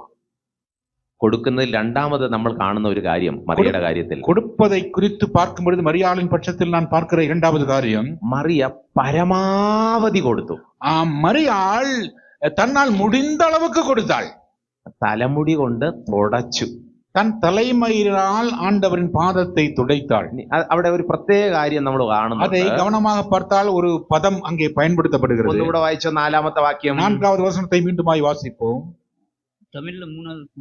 தமிழிலே 3வது வசனம். അതെ. அப்பொழுது மரியாள் விலையேற பெற்ற களங்கமில்லாத நலதம் என்னும் தைலத்தில் ஒரு ராத்தல் கொண்டு வந்து அதை இயேசுவின் பாதங்களில் பூசி தன் தலைமயிரால் அவருடைய பாதங்களை துடைத்தாள். அந்த வீடு முழுவதும் தைலத்தின் பரிமளத்தினால் நிறைந்தது. മതി. കൊടുക്കുമ്പോ വളരെ ശ്രദ്ധിച്ചോളണം. കൊടുക്കുമ്പോൾ മിகவும் ഗവനമായി பார்க்க வேண்டும். ഈ കൊടുത്ത ആ തൈലത്തിന്റെ വാസന എവിടെ മുഴുവൻ നിറഞ്ഞു? വീട് മുഴുവൻ. റൂം മാത്രമല്ല, வீடு முழுவன் நிறைஞ்சு. அவள் கொடுத்த அந்த தைலத்தின் வாசனை அந்த அறைக்குள்ளாக மட்டுமல்ல, அந்த வீடே மணமணக்கும் நிலைமையிலே அது மிகவும் அருமையாய் வாசனை கொடுத்தது. അടുത്ത കാര്യം, காரியம் കൊടുത്ത തൈലത്തിന്റെ വാസനയാണ് വീട് മുഴുവൻ നിറഞ്ഞത്. அந்த தைலத்தின் வாசனையினால் அந்த வீடு நிரம்பினது. കൊടുത്ത ആളുടെ പേര് ഒന്നും ആർക്കും അറിയാം. யார் கொடுத்தார் என்ற காரியம் யாருக்கும் ஒன்றுமே தெரியாது. പിന്നെ ഇത് എഴുതുമ്പോഴാ പിന്നെ കാര്യങ്ങൾ മനസ്സിലാകുന്നത് വെളിയിലുള്ള ആളുകൾക്ക്. பின்பு எழுதி வைக்கும் பொழுதுதான் யார் கொடுத்தார் எப்படி கொடுத்தார் என்றதான் தெரிய வருகிறது. ഈ വീട്ടിന്റെ വെളിയിൽ നിൽക്കുന്ന ആളുകൾക്ക് എന്തേ കിട്ടുന്നുള്ളൂ? வெளியே இருக்கிறவங்களுக்கு என்னதான் கிடைக்கிறது? വാസനമാണ്, நறுமணம், வாசனை தான் கிடைக்கிறது. ഈ നമ്മൾ കൊടുക്കുമ്പോൾ നമ്മുടെ പേര് പുറത്ത് വരാതിരിക്കാൻ പ്രത്യേക ശ്രദ്ധിക്കണം. நாம் கொடுக்கும் பொழுது நமது பெயர் வராமல் இருக்க கவனமாய் பார்க்க வேண்டும். ചിലർക്ക് പേരിന്റെ പേരാണ് പുറത്തെല്ലാം കേൾക്കേണ്ടത്. ചിലർക്ക് யாரு கொடுத்தா உபயம் நல்லா எழுதி வைப்பாங்க, அதுக்கு அது வரணும், அதை பார்த்துட்டே இருப்பாங்க. അത് അങ്ങനെ പേര് വന്നാ വിചാരിച്ചോളണം പ്രതിഫലം ഇവിടെ കിട്ടിപ്പോയി. அப்படி பேர் வந்தால் நீங்கள் ஒன்றை வைத்துக் கொள்ள வேண்டும், அதற்கான பதிலும் அதனுள்ள പ്രതിഫലം ഇங்கே கிடைத்தார். ഞാൻ ഒരിക്കലും ഒരു ചർച്ചിൽ പോയി. நான் ஒரு முறை ஒரு தேவாலயத்துக்கு போனேன். ഇവിടെ അതില്ല, അതുകൊണ്ട് അത് പറയാം. இங்கே அது இல்லை, ஆகவே தைரியமாக சொல்லலாம். ഞാൻ അവിടെ പോയപ്പോ ഈ ട്യൂബ് ലൈറ്റിലെല്ലാം പേരെഴുതി വെച്ചിരുന്നു. நான் பார்த்தபோது டியூப் லைட் எல்லாம் என்னமோ லேசா எழுதி வச்சிருந்தாங்க. അപ്പൊ എന്റെ അറിവിലാകെ ഫിലിപ്സ്, തോംസൺ ഇങ്ങനെയുള്ള ട്യൂബിന്റെ കമ്പനിയെ ഉള്ളൂ എന്റെ അറിവിൽ. எனக்கு தெரிந்த அளவில் பிலிப்ஸ், தாம்சன் தான் டியூப் கம்பெனிகள் எல்லாம் இருக்கிறது. ഇത് ഗണേഷ്, മഹേഷ്, മത്തായി, മാർക്കോസ് എന്ന് പറഞ്ഞ ഓരോ ട്യൂബിൽ ഓരോ പേര്. എங்கே ഗണേഷ്, മഹേഷ്, മാർത്താൽ, മരിയാൽ என்ற ஒவ்வொரு டியூபிலும் ஒவ்வொரு பெயர்கள். അപ്പൊ ഇത് എന്താണെന്ന് എനിക്ക് മനസ്സിലായില്ല. இது என்னவென்று எனக்கு அப்பொழுது தெரியவில்லை. ഞാൻ അവിടുത്തെ ദേവദാസനോട് ചോദിച്ചു, ഇവിടെ പല കമ്പനികളുടെ ട്യൂബ് ഉണ്ടോ? நான் அந்த தாசர்கிட்ட, தேவதாசர்கிட்ட கேட்டேன், இந்த ஊர்ல பல கம்பெனி நடத்துகிற இது பேருள்ள കമ്പനിക്കാരങ്ങൾ இருக்கிறாங்களா? അദ്ദേഹം പറഞ്ഞു അതല്ല. അപ്പോൾ അവർ சொன்னாங்க அப்படியெல்லாம் ஒண்ணு இல்ல. ആരൊക്കെയാണോ ട്യൂബ് തന്നത് അവരുടെ പേര് അവിടെ എഴുതിയില്ലെങ്കിൽ ആ ട്യൂബ് കത്തത്തില്ല. யாரெல்லாம் கொடுத்தாலும் அவருடைய பேர் அங்கே எழுதாவிட்டால் அந்த டியூப் லைட் எரியாது. സ്വർഗത്തിൽ ഈ ട്യൂബ് ലൈറ്റ് കാണത്തില്ല. பரலோகத்தில் இந்த டியூப் லைட் இருக்காது. എന്റെ പേര് വന്നില്ല എങ്കിൽ ഞാൻ പിണങ്ങും. என்னுடைய பேர் வரல, நான் எனக்கு பிடிக்காது, நான் கோபிச்சுக்குவேன். എന്റെ പേര് അവിടെ പറഞ്ഞപ്പോ പറഞ്ഞില്ല, நான் என் பேர் அங்கே சொன்னபோது சொல்லவில்லை. നന്ദി പറഞ്ഞപ്പോ പ്രത്യേകം എന്റെ പേര് പറഞ്ഞില്ല, അത് ബോധപൂർവം പറയാതെ. நன்றி சொல்லபோது என் பேர் சொல்லவில்லை, அது வேணும்னே செஞ்சிருக்காரு. യോഗം തീരട്ടെ, கூட்டம் முடியட்டும், பாத்துக்கிறான். ഞാനാണ് രാവിലെ രാത്രി അധ്വാനിച്ചത്, എന്നിട്ടും എന്റെ പേര് വന്നില്ല. நானும் தான் காலையில இருந்து ராத்திரி வரைக்கும் பாடுபட்டேன், இருக்கும் போதும் கூட அப்படி இருந்து கூட என் பேர் வரல. നമ്മുടെ പേര് വരുന്നോ വരുന്നില്ലയോ ഇല്ലയോ എന്നുള്ളതല്ല ഇവിടുത്തെ വിഷയം. நம்முடைய பேர் வருகிறதோ இல்லையோ என்பதല്ല இங்கே விஷயம். കൊടുക്കുമ്പോൾ പരമാവധി കൊടുക്കുക. കൊടുക്കുന്നത് വേണം ആളുകൾ അറിയാം, പക്ഷെ ആരെന്ന് അറിയേണ്ട കാര്യമേ ഇല്ല. கொடுக்கும் பொழுது முழுமையாக முற்றிலுமாக கொடுத்த வேண்டும், யார் கொடுத்தார் என்று அங்கே தெரிய வரக்கூடாது. നമ്മൾ വാഴ വീട്ടിൽ വളർത്തുന്നവരാണെങ്കിലോ, நாமெல்லாம் வாழை மரம் வீட்டுல வளர்த்துவதுண்டு. വാഴയ്ക്ക് വെള്ളം ഒഴിക്കുമ്പോ വാഴ എങ്ങനെ ഇരിക്കും? வாழைக்கு தண்ணி ஊற்றும்போது வாழை மரம் எப்படி இருக்கும்? നേരെ നിൽക്കും, நேரம் அப்படியே நிற்கும். പക്ഷെ വാഴയുടെ ആ കൂമ്പെന്ന് നാട്ടിൽ പറയും, ഇവിടെ എനിക്കറിയത്തില്ല എന്താ പറയുന്നത്. അത് വന്നു തുടങ്ങുമ്പോ വാഴ ഒന്ന് ചരിയും. வாழைக்கு அந்த தார் விடும்போது லேசா சாயும். എന്നിട്ട് വാഴപ്പഴങ്ങൾ പുറത്തോട്ട് വരുന്ന ആ സമയത്ത് ഇത് വീണ്ടും ചായും. மேலுமாக அந்த வாழைத்தாரில் இருந்து வாழை கனிகள், காய்கள் எல்லாம் வரும்போது இன்னும் கொஞ்சம் சாஞ்சிடும். അവസാനം ഈ വാഴപ്പഴം നല്ല നല്ല വിളഞ്ഞു വരുമ്പോൾ ഇത് ചാഞ്ഞ് വീഴാറായി വരും. கடைசியிலே முத்தி முதிர்ந்து நல்ல விளையும் போது கீழே விழுகிற அளவுக்கு சாஞ்சு போயிடும். ഈ വാഴ നാക്കില്ലെങ്കിലും പറയുന്ന ഒരു സത്യമുണ്ട്. இந்த வாழை மரம் தனக்கு நாவு இல்லைனாலும் கூறுகிற ஒரு உண்மை உண்டு.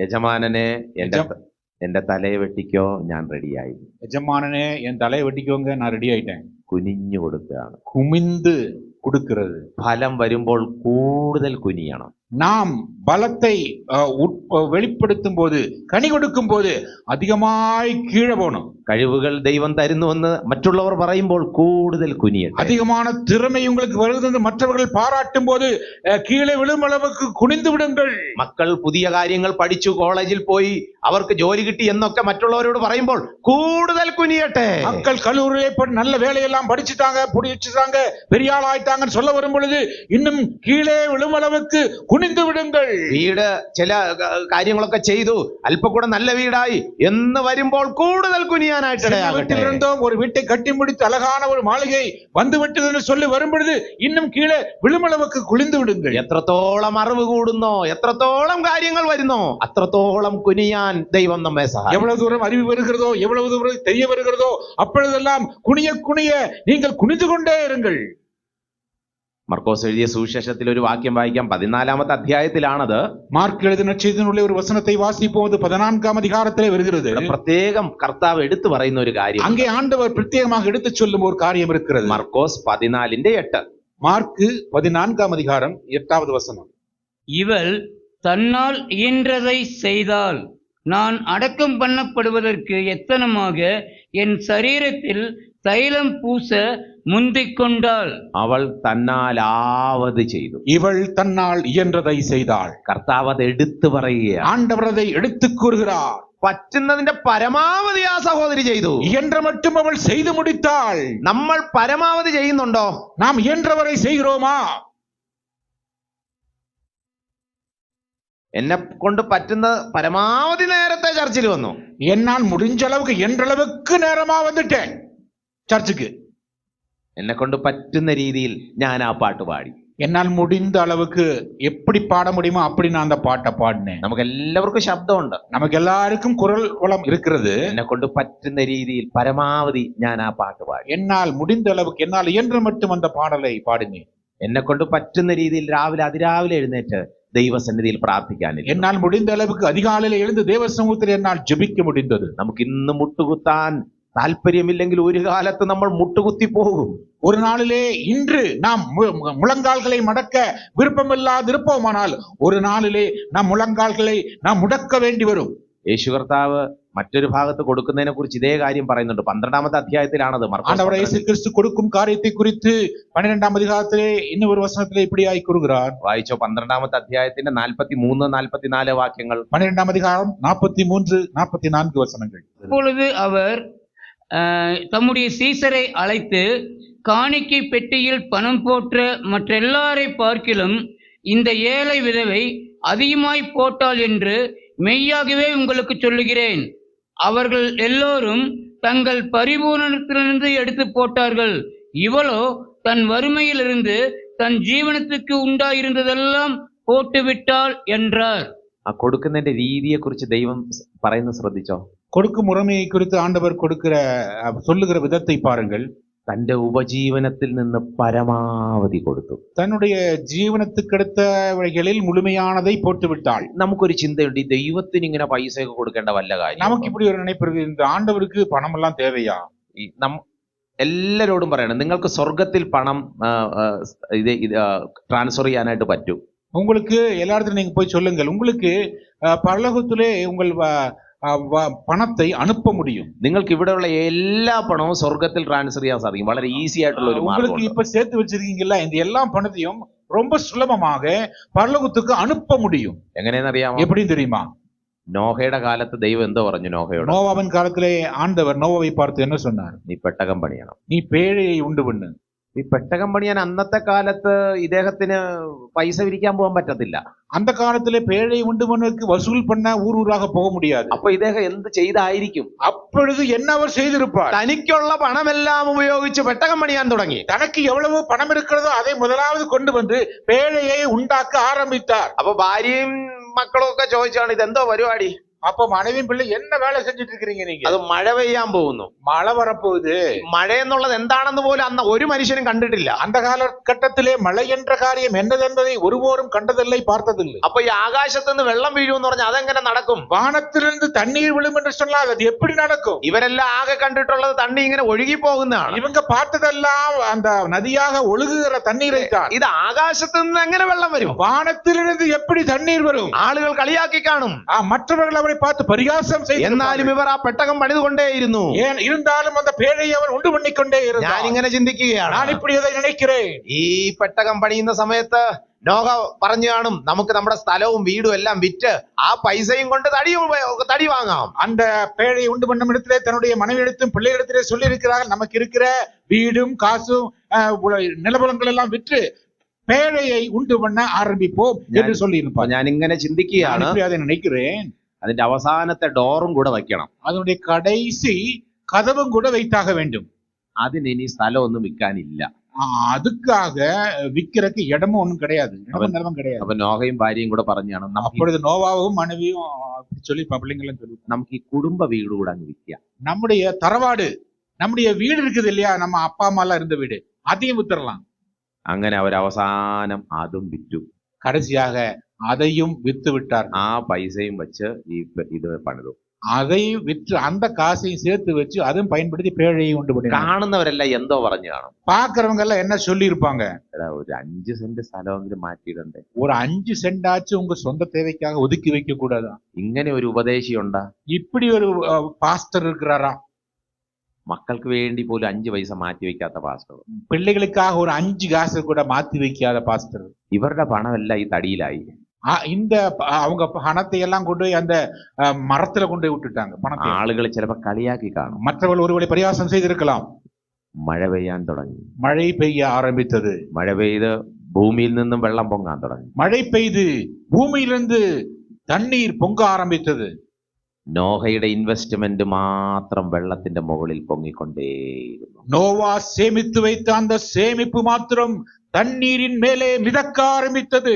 അന്നുള്ള പല ധനവാന്മാരുടെയും ധനം വെള്ളത്തിന്റെ അടിയിലേക്ക് പോയപ്പോൾ அன்றிருந்த பல ஐஸ்வர்யவான்களின் ஐஸ்வர்யம் முழுவதும் தண்ணீருக்குள்ளாக அமிழ்ந்து போன போது നോഹയുടെ പണം മാത്രം വെള്ളത്തിന്റെ മുകളിൽ ഇങ്ങനെ പൊങ്ങിക്കിടന്നുകൊണ്ടേയിരുന്നു. நோவாவின் பணம் மாற்றம் வெள்ளத்திற்கு மேலே மிதந்து கொண்டே இருந்தது. പലരും നമ്മളെ കളിയാക്കും, പരിഹസിക്കും, നിന്ദിക്കും. നിങ്ങളുടെ പണമെല്ലാം എന്തിനാ ഇങ്ങനെ കളയുന്നത് ദൈവത്തിന് വേണ്ടി? பலரும் உங்களை பார்த்து பரிகாசம் பண்ணி இகழ்ந்து பேசுவார்கள். உங்கள் பணத்தை ஏற்படி வீணடிக்கிறீர்கள் என்று. ഇത്രയും പഠിച്ച മകനെ എന്തിനാ ദൈവവേലയ്ക്ക് വിട്ടത്? നാണക്കേടായില്ലേ? இவ்வளவு படித்த மகனை ஊழியத்திற்கு ஏன் அனுப்பினீர்கள்? வெட்கக்கேடாயிற்றே. ഇത്രയും പണം ചെലവാക്കി പഠിപ്പിച്ച ഈ മകളെ എന്തിനാ സുവിശേഷകന് കെട്ടിച്ചു കൊടുത്തത്? നാണക്കേടായില്ലേ? இவ்வளவு பணம் செய்து படிக்க வைத்த பெண் பிள்ளையை ஒரு சுவிசேஷகருக்கு மனமுடித்து கொடுத்ததல்ல, உங்களுக்கு வெட்கமில்லையா? എന്തെങ്കിലും നിങ്ങൾക്ക് ഈ ഭൂമിയിൽ പറയാനുണ്ടോ? அப்படி ஏதாவது உங்களுக்கு சொல்லிக்கொள்ள சொத்து புலன்கள் இருக்கிறதா?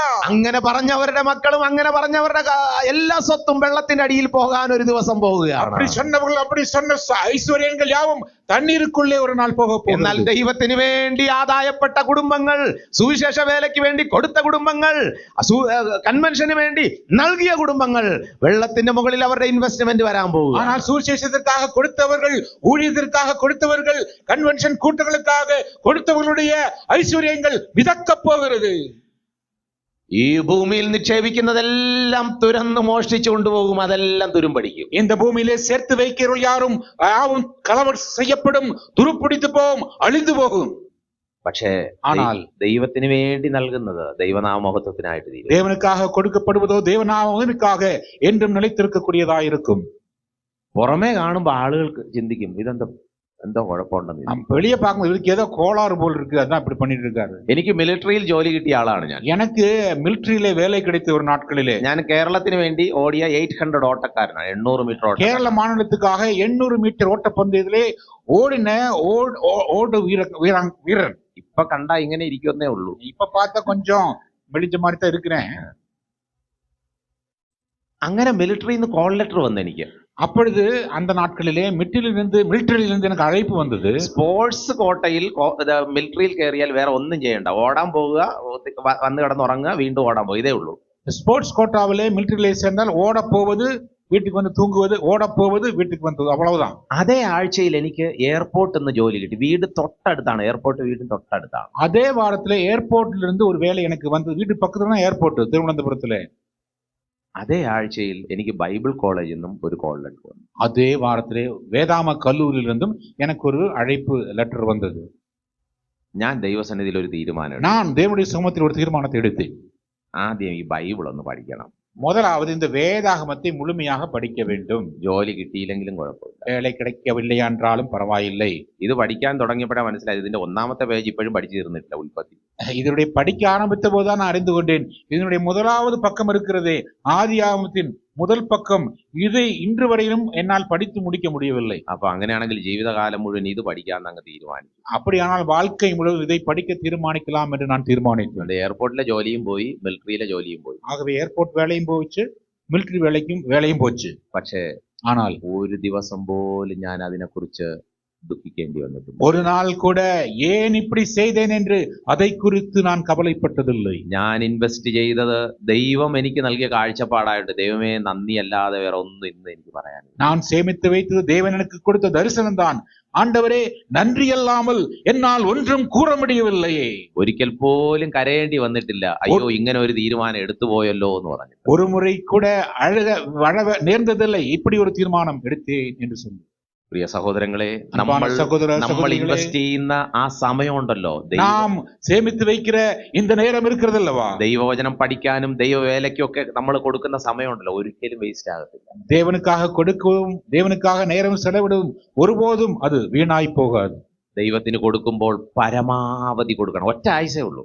தேவனுக்கு கொடுக்கும் பொழுது முழுமையாக கொடுக்க வேண்டும். ஒரே ஒரு ஆயுசு தான் இருக்கிறது. യങ്സ്റ്റേഴ്സിനോട് ഞാൻ പറയാണ്, வாலிப பிள்ளைகளை பார்த்து நான் கூறுகிறேன், നിങ്ങളുടെ തിളയ്ക്കുന്ന രക്തം ഉണ്ടല്ലോ, കൊടുക്കുന്നെങ്കിൽ ദൈവത്തിന് വേണ്ടി കൊടുക്കണം. உங்களுக்கு அங்கே இருக்கின்றதான இந்த ரத்தம் இருக்கிறது அல்லவா, அங்கே குதிக்கும் ரத்தம், அதை ஆண்டவருக்காக கொடுக்க வேண்டும். ഇത് ഇപ്പോഴും ദൈവത്തിന് വേണ്ടി കൊടുത്താണ്ടല്ലോ, ദൈവം നമ്മളെ എവിടെയൊക്കെ ചുമക്കാൻ പോകുന്നത് നമ്മൾ സ്വപ്നത്തിൽ പോലും இதை ചിന്തിക്കുന്നതിന് இப்பொழுது நீங்கள் கொடுத்தால் தேவன் உங்களை எங்கெல்லாம் சுமக்க போகிறார் என்பதை நீங்கள் கனவில் கூட காண முடியாது. തിരിഞ്ഞു നോക്കി നന്ദിയേ നമുക്ക് പറയാൻ പറ്റത്തുള്ളൂ. திரும்பி பார்த்து நன்றி மட்டும் தான் அவருக்கு சொல்ல முடியும். ദൈവം നമ്മളെ ഉപയോഗിക്കുന്നത് നമ്മൾ ചിന്തിക്കുന്നതിനേക്കാൾ അപ്പുറമായിരിക്കും. நாம் தேவனால் பயன்படுத்த போவது நம்மால் நினைத்து பார்க்கும் அளவிற்கு மேலாக இருக்கும். ഞാനൊക്കെ ഇങ്ങനെ പ്രസംഗിക്കാൻ ഒരു സാധ്യത ഇല്ലാത്ത ഒരാളാണ്. நான் இப்படியெல்லாம் பிரசங்கிப்பதற்கு எந்த விதமான வாய்ப்பும் இல்லாதவன் தான். പല രാജ്യങ്ങളിൽ യാത്ര ചെയ്യുന്നുണ്ട്, അതിന് വല്ല കഴിവുണ്ടോ എന്ന് വെച്ചാൽ ഒരു കഴിവുമില്ല. பல ராஜ்யங்களுக்கு பயணம் செய்கிற ஏதாவது திறமை இருக்குது என்று கேட்டால் ஒரு திறமையும் கிடையாது. ദൈവവചനത്തെയും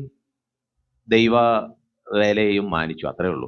தேவ வசனத்தையும் தேவ ஊழியத்தையும் நான் கனம் பண்ணினேன், அவ்வளவுதான். തിരിച്ച് ഈ കഥയിലോട്ട് ഞാൻ വരട്ടെ. திரும்ப நாம் நமது கதைக்கு திரும்ப. മറിയ കൊടുക്കാവുന്നതിന്റെ പരമാവധി കൊടുക്കും. மரியாள் தன்னால் இயன்றதை முழுவதும் கொடுத்து விட்டாள். കൊടുക്കുമ്പോ ശ്രദ്ധിക്കേണ്ട മൂന്നാമത്തെ കാര്യം, கொடுக்கும் போது கவனிக்க வேண்டிய மூன்றாவது காரியம், നമുക്ക് എല്ലാവർക്കും ഒരു തെറ്റിദ്ധാരണയുണ്ട്. நமக்கெல்லாம் ஒரு தப்பபிப்பிராயம் இருக்கிறது. ദൈവത്തിന് കൊടുത്താൽ ബാക്കി പറ கிடைக்கும், നമുക്ക് ഉടനെ കിട്ടുമെന്ന്. தேவனுக்கு கொடுத்தால் திரும்ப கிடைக்கும், அப்படி ஒரு நினைப்பு இருக்கு. ദയവായിട്ട് അങ്ങനെ ചിന്തിക്കരുത്. ஒருபோதும் அப்படி நினைக்காதீங்க. ഈ അമർത്തിക്കുലുക്കി തരുമെന്നൊരു വാക്യമുണ്ട്. அமுக்கி குலுக்கி மடியிலே போடுவார்கள் என்று வசனம் இருக்கிறது. അതിന്റെ പിൻഭാഗം, അതായത് അതിന്റെ കോണ്ടെക്സ്റ്റ് ഇത് കൂടെ വായിച്ചാലേ അതിന്റെ അർത്ഥം മനസ്സിലാവും. அதனுடைய பின்னணியை தொடர்ந்து மேலும் கீழும் வாசித்தால் தான் நாம் அறிந்து கொள்ள முடியும். ചിലര് 2000 രൂപ വേണമെങ്കിൽ 1000 രൂപ ദൈവത്തിന് കൊടുക്കും. 2000 ரூபாய் ஒருத்தருக்கு இருந்ததுன்னா அதுல 1000 ரூபாய் ஆண்டவருக்காக கொடுப்பாங்க. 2000 രൂപ അയാൾക്ക് വേണം അടുത്ത ആഴ്ച, അപ്പൊ ഈ ആഴ്ച 1000 രൂപ കൊടുക്കും.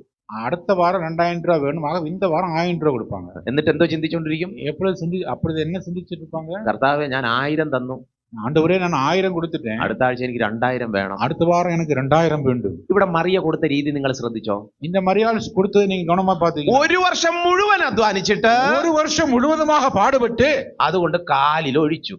அதை கொண்டு கால்ல ஊத்திட்டான். കാലിൽ ഒഴിച്ചാ പിന്നെ ഇത് എന്ത് ചെയ്യും? கால்ல ஊத்தினா அப்புறம் என்ன பண்ண முடியும்?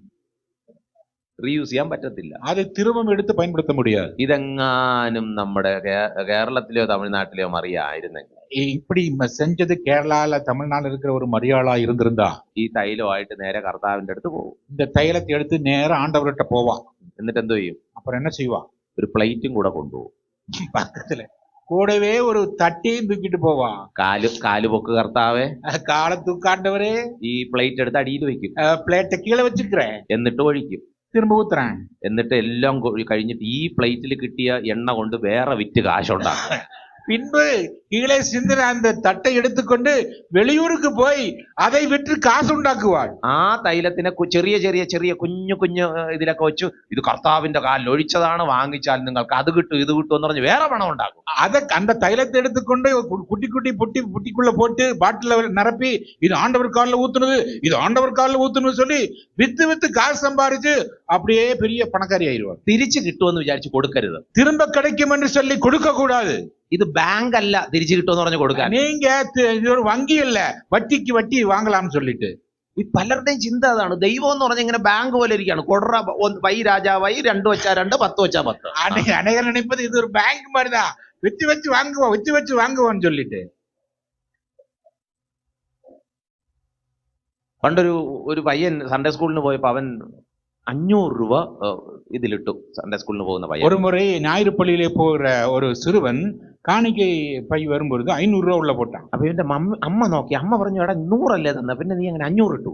அம்மா பார்த்து, உங்ககிட்ட 100 ரூபா தானே கொடுத்து எப்படி 500 ரூபா நீ போடுற? അപ്പൊ ഈ അമ്മയ്ക്ക് ഭയങ്കര സന്തോഷം, എന്നാലും നീ കൊടുക്കാൻ പഠിച്ചല്ലോ, നല്ല കാര്യം. அப்ப அம்மாவுக்கு ரொம்ப மகிழ்ச்சி, எப்படி என் மகன் கொடுக்க படிச்சுட்டானே, நல்ல காரியம் தான். അപ്പൊ ഈ പയ്യൻ പറഞ്ഞു, அப்ப அந்த பையன் சொன்னா, ഞാൻ അടുത്ത ആഴ്ച എന്റെ സ്കൂളിൽ നിന്ന് ടൂറിന് പോവുകയാണ്. அடுத்த வாரம் நான் ஸ்கூல்ல இருந்து ஒரு சுற்றுலா போறேன். എനിക്ക് 5000 രൂപ വേണം. எனக்கு 5000 ரூபாய் வேணும். അതുകൊണ്ടാണ് ഞാൻ കൂട്ടി വെച്ചിരുന്ന എല്ലാ പൈസയും ദൈവത്തിന് കൊണ്ടുപോയി കൊടുത്തത്. ஆகவேதான் சேர்த்து வைத்த எல்லா பணத்தையும் ஆண்டவருக்காக காணிக்கையா போட்டு ഈ விட்டேன். അമ്മ ഭക്തിയുള്ള അമ്മയായിരുന്നു. இந்த அம்மா ரொம்ப பக்திவதியான ஒரு பெண். അമ്മ പറഞ്ഞു, മോനെ அன்பு மகனே, ഈ പൈസ ഇനി എന്തായാലും ദൈവം ഇനി പൈസ 3000 നിനക്ക് തരാൻ പോണില്ല. என்ன இப்படி இருந்தாலும் இந்த 3000 ரூபாய் உனக்கு மீதம் கிடைக்க போவதில்லை. പിന്നെ ഈ കൊടുത്ത 500 പോയി. கொடுத்த 500 போச்சு, அவ்வளவுதான். നമുക്ക് കിട്ടുകയില്ല, കൊടുത്തത് പോവുകയും ചെയ്യും. நமக்கு கிடைக்கவும் செய்யாது, கையிலிருந்து போனது போனதுதான். ദൈവത്തെ കളിപ്പിക്കരുത്. தேவனை ஒருபோதும் ஏமாற்ற முற்படக்கூடாது. തിരിച്ച് കിട്ടുമെന്ന് വിചാരിച്ച് കൊടുക്കരുത്. திரும்ப கிடைக்கும் நினைச்சிட்டு கொடுக்காதீங்க. ദൈവം തിരിച്ച് ഏത് രീതിയിൽ തരും എന്ന് നമുക്ക് അറിയത്തില്ല. தேவன் திரும்ப எந்த நிலைமையிலே கொடுப்பார் என்பதை நாம் அறிய மாட்டோம். அறியாது நமக்கு. ചിലപ്പോൾ സ്വർഗത്തിലായിരിക്കും അതിന്റെ പ്രതിഫലം. ஒருவேளை பரலோகத்துக்கு போய்த்தான் அதற்கான பலாபலன் கிடைக்க போகும். ഒരിക്കലും നമ്മൾ തിരിച്ചു കിട്ടുമെന്ന് വിചാരിച്ച് കൊടുക്കരുത്. ஒருபோதும் திரும்ப கிடைக்கும் என்று சொல்லி நாம் கொடுக்க கூடாது. അടുത്ത മറ്റൊരു കാര്യം കൂടെ ഇവിടെ എനിക്ക് പറയാനുള്ളത്, எனக்கு சொல்ல வேண்டிய இன்னொரு காரியம் இங்கே என்னவென்று கேட்டால், ഇത് കൊടുക്കുമ്പോ ഈ വാങ്ങുന്ന ആളുടെ വലിപ്പം നോക്കരുത്.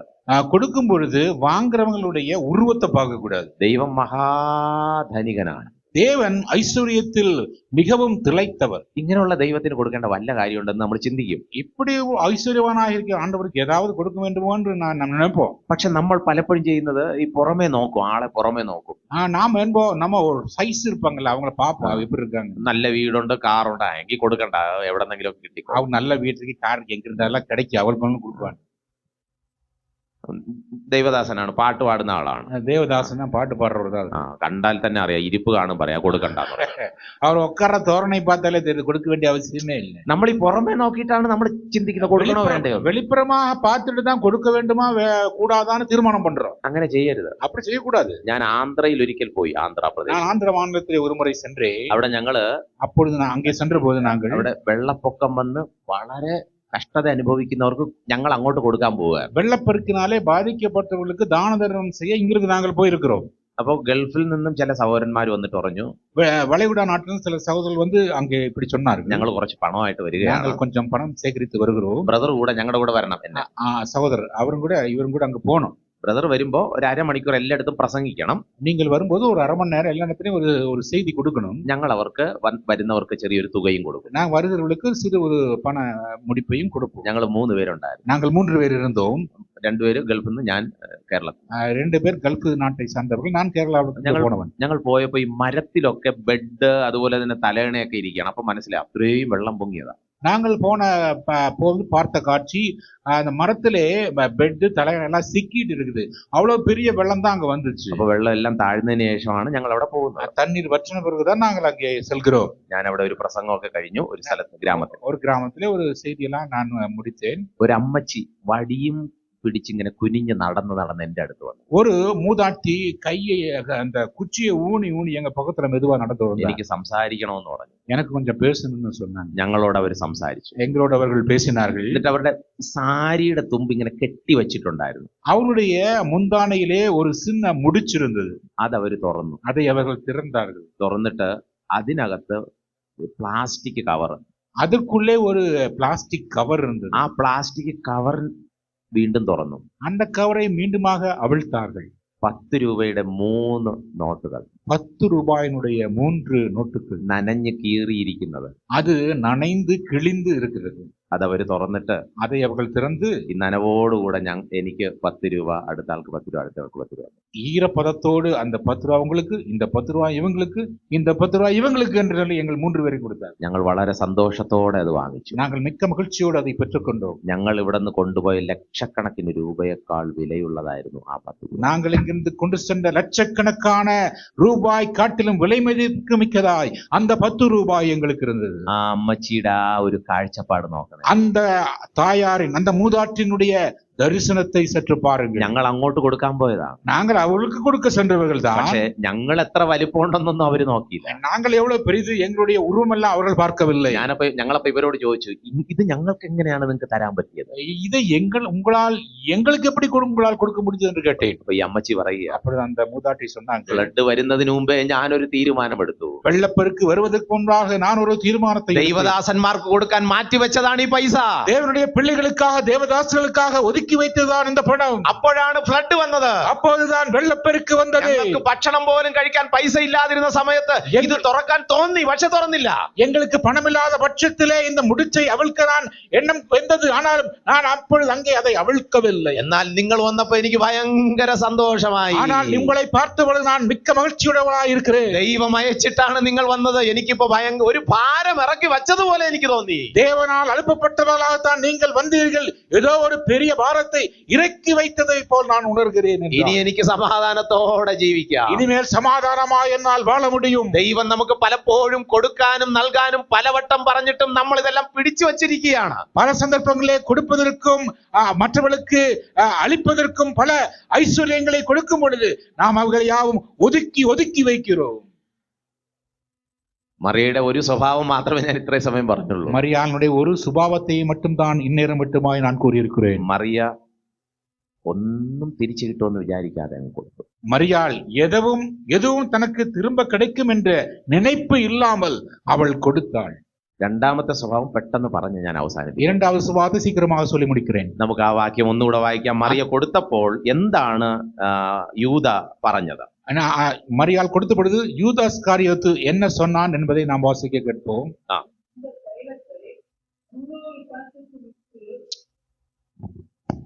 இந்த தைலத்தை 300 பணத்துக்கு விற்று தரித்திரருக்கு கொடாமல் போனதென்ன என்றான். அவன் മതി. ഇവിടെ എല്ലാവരുടെയും മുൻപിൽ വെച്ച് മറിയയെ ക്രിട്ടിസൈസ് ചെയ്യുകയാണ്. இங்கே எல்லாருக்கும் முன்பதாக மரியாளை இவன் குற்றப்படுத்துகிறான். നമുക്ക് എല്ലാവർക്കും വേണ്ട ഒരു നല്ല സ്വഭാവം മറിയ അവിടെ പഠിപ്പിക്കുകയാണ്. நம்ம எல்லாருக்கும் வைத்திருக்க வேண்டிய நல்ல ஒரு குணாதிசயத்தை, ஒரு சுபாவத்தை மரியாள் நமக்கு கற்றுக் கொடுக்கிறாள். മറിയയ്ക്ക് ന്യായമായി വായി തുറക്കാനുള്ള അവസരം ഉണ്ട് അവിടെ.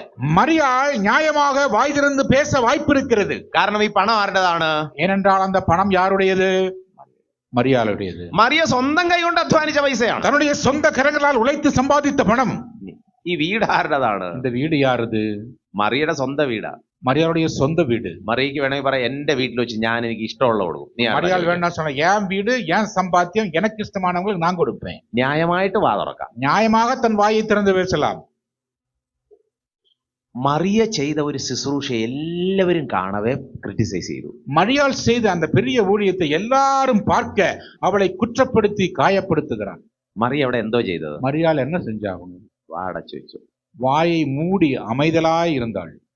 മറിയയിൽ നിന്ന് നമ്മൾ പഠിക്കുന്ന മറ്റൊരു കാര്യം, மரியாள் நாம் கற்றுக்கொள்ள வேறு ஒரு பாடம். നമ്മൾ ചെയ്യുന്ന കാര്യം ശരിയാണെങ്കിൽ, நாம் செய்கிற காரியம் சரியாய் இருக்குமே ஆனால், എത്ര വലിയ പരിഹാസം വന്നാലും വാ തുറക്കരുത്. எவ்வளவு பெரிய பரியாசம் வந்தாலும் வாயை திறக்கவே கூடாது.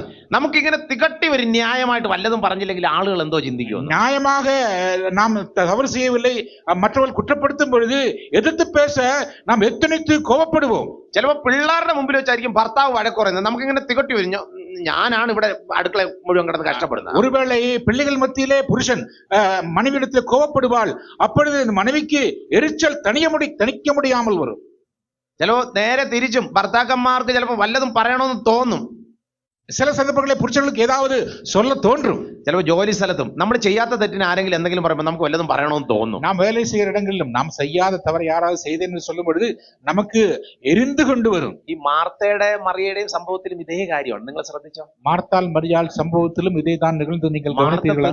മാർത്ത പിറുപിറുത്തപ്പോ മറിയയ്ക്ക് എന്തെല്ലാം പറയാമായിരുന്നു. மார்த்தாள் முறுமுறுத்த பொழுது மரியாள் என்னவெல்லாம் சொல்லி இருக்கலாம். ഞാൻ സിനിമയൊന്നും കണ്ടോണ്ടല്ലോ ഇരിക്കുന്നത്. நான் சினிமா ஒன்னும் பார்த்துட்டு இருக்கல, കർത്താവിന്റെ കാൽപാദത്തിൽ ஆண்டோடைய பாதத்தில் தான் உட்கார்ந்து இருக்கேன். നിനക്കിപ്പോ എന്താണ് കുഴപ്പം? உனக்கு என்ன பிரச்சனை എന്ന് വേണമെങ്കിൽ ചോദിക്കാം. அப்படி வேணா கேட்கலாம். പക്ഷെ മറിയ മിണ്ടിയില്ല. ஆனால் மரியாள் பேசவே இல்லை. മറിയ ഈ രണ്ട് സ്ഥലത്തും ന്യായമായി സംസാരിക്കാം, പക്ഷെ പറഞ്ഞില്ല. மரியாள் இரண்டு இடங்களும் நியாயப்படி வாய் திறந்து பேசலாம், ஆனால் அவள் அமைதி காத்தாள். പ്രിയ സഹോദരങ്ങളെ, அன்பானவர்களே, ന്യായമായി വായ തുറക്കേണ്ട ചില സ്ഥലങ്ങൾ ചിലപ്പോൾ നമ്മൾ വായ തുറക്കാൻ തോന്നിപ്പോവും. நியாயப்படி வாய் திறக்க வேண்டிய இடங்களிலே வாய் திறப்போம் என்று ஒருவேளை எண்ணம் வந்து போகலாம். പക്ഷെ ഞാൻ അടുത്ത് പറയുന്നത് ശ്രദ്ധിച്ചു കേട്ടോ. ஆனால் அடுத்ததாக நான் சொல்லுகிற காரியத்தை கவனமாய் கேளுங்கள். ഈ മൗനമായിട്ടിരിക്കാനാണോ കൃപ കൂടുതൽ വേണ്ടത്, അതോ എതിർത്ത് പറയാനാണോ കൃപ കൂടുതൽ വേണ്ടത്? மௌனமாய் இருப்பதற்கு தான் கிருபை தேவையா, எதிர்த்து போட்டியாய் பேசுவதற்கு கிருபை தேவையா? மௌனமாய் இருப்பதற்கு தான் கிருபை அதிகமாய் தேவையாயிருக்கிறது. അതാണ് നമുക്ക് ഒട്ടും ഇല്ലാത്തത്. அதுதான் நமக்கு சுத்தமா இல்லாம இருக்கு. വളവളാന്ന് പറയുന്നതിന് ഒരു കൃപയും വേണ്ട, വാ തുറന്നങ്ങ് വിട്ടാ മതി. வளவளான்னு பேசுறதுக்கு எந்த ஒரு கிருபையும் தேவையில்லை, சும்மா அப்படி பேசி தள்ளலாம்.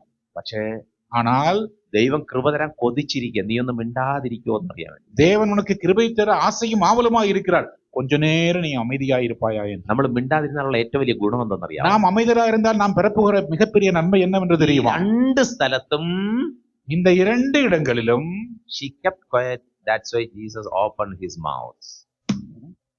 പുള്ളിക്കാരി she kept quiet, அவள் அமைதியாக இருந்தால், ஆகவேதான் ஆண்டவர் கிருபை அளிக்கிறார்.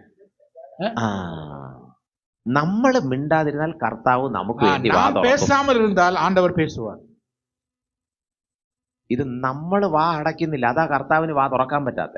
நாம் வாயை மூடுவதில்லை, அதனாலதான் ஆண்டவர் வாயை திறக்க முடியுமா இருக்கிறது. നമ്മൾ വാ തുറന്ന് ഇങ്ങനെ സംസാരിച്ചോണ്ടിരിക്കുന്നു, ഒന്ന് സമയം കൊടുക്കണ്ടേ കർത്താവിന് വല്ലതും പറയാൻ? നമ്മൾ കർത്താവിന് സമയം കൊടുക്കുന്നില്ല. நாம் வாயை மூடாம அப்படி வளவளான்னு பேசிட்டே இருக்கோம், ஆண்டவர் பேசுறதுக்கு இடமே இல்ல, ஆகவே அவள் பேச முடியாமல் திகைக்கிறார். നമുക്ക് വേണ്ടി കർത്താവ് സംസാരിച്ചാൽ പിന്നെ ലോകത്തിൽ വേറെ ആരുടെ സപ്പോർട്ടും വേണ്ട. நமக்காக தேவன் பேசுவாரா? ஏனால் இந்த உலகத்திலே வேறு யாரும் நமக்காக பேச வேண்டிய அவசியம் இல்லை.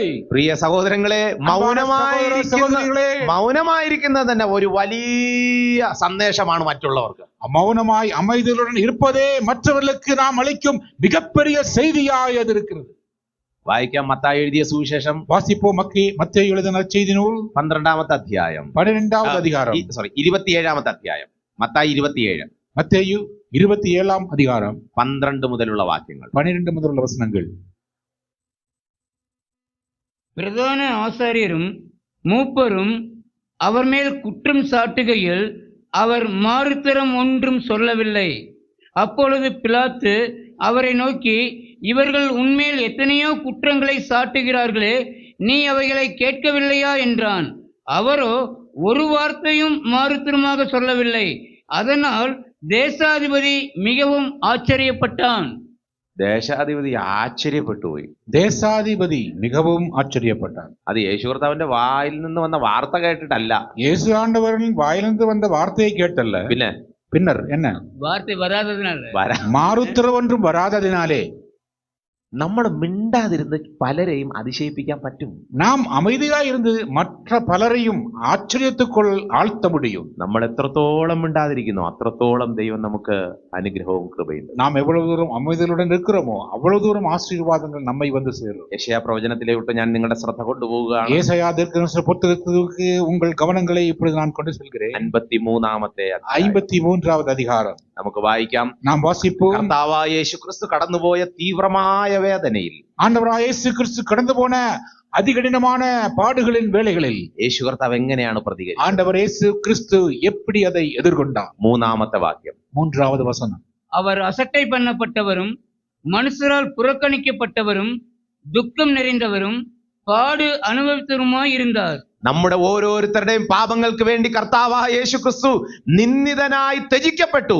நாம் ஒவ்வொருடைய பாவங்களுக்காக ஆண்டவராய் இயேசு கிறிஸ்து நிந்திக்கப்பட்டவராய் ஒதுக்கப்பட்ட நிலைமையிலே அவர் നമ്മൾ ഓരോരുത്തരും ചെയ്ത തെറ്റിന്റെ പരിണിത ഫലമായി കർത്താവായ യേശുക്രിസ്തുവിന്റെ മുഖം ആളുകൾ കാണണ്ട എന്ന് വിചാരിച്ചു. நாம் யாவரும் செய்த பாவங்கள், பாடுகள், கஷ்டங்கள், நாம் செய்த பாவங்கள் நிமித்தமாக ஆண்டவர் இயேசு கிறிஸ்துவின் முகத்தை மற்றவர்கள் பார்க்க வேண்டாம் என்று நிலைக்கு அது தள்ளப்பட்டது. നമ്മുടെ സ്വഭാവമാണ് കർത്താവ് ഇത്രയും വേദനയിലൂടെ കടന്നു പോകാനിടയായത്. நம்முடைய சுபாவம் தான் ஆண்டவர் இவ்வளவு தூரம் பாடுகளுக்கு உள்ளாய் போக நேர்ந்தது. 6-ാമത്തെ വാക്യം, 6வது வசனத்தை நாம் பார்ப்போம். நாம் எல்லோரும் ஆடுகளைப் போல வழிதப்பி திரிந்து അവനവൻ തൻ വഴിയിലേ പോനോം. ഓരോ മനുഷ്യനും അവനവന് ഇഷ്ടമുള്ളതുപോലെ ജീവിക്കും. ஒவ்வொரு மனிதனும் தன் வழியே போகிறவனாயிருந்தான். വായിൽ വരുന്നതെല്ലാം വിളിച്ചു പറയും, வாயில எது வருதா அதெல்லாம் அப்படியே சத்தமாய் சொல்லிட்டு இருக்கிறது. തോന്നുന്നതെല്ലാം ചെയ്യും, எதை செய்யணுமோ அதெல்லாம் செய்யறது.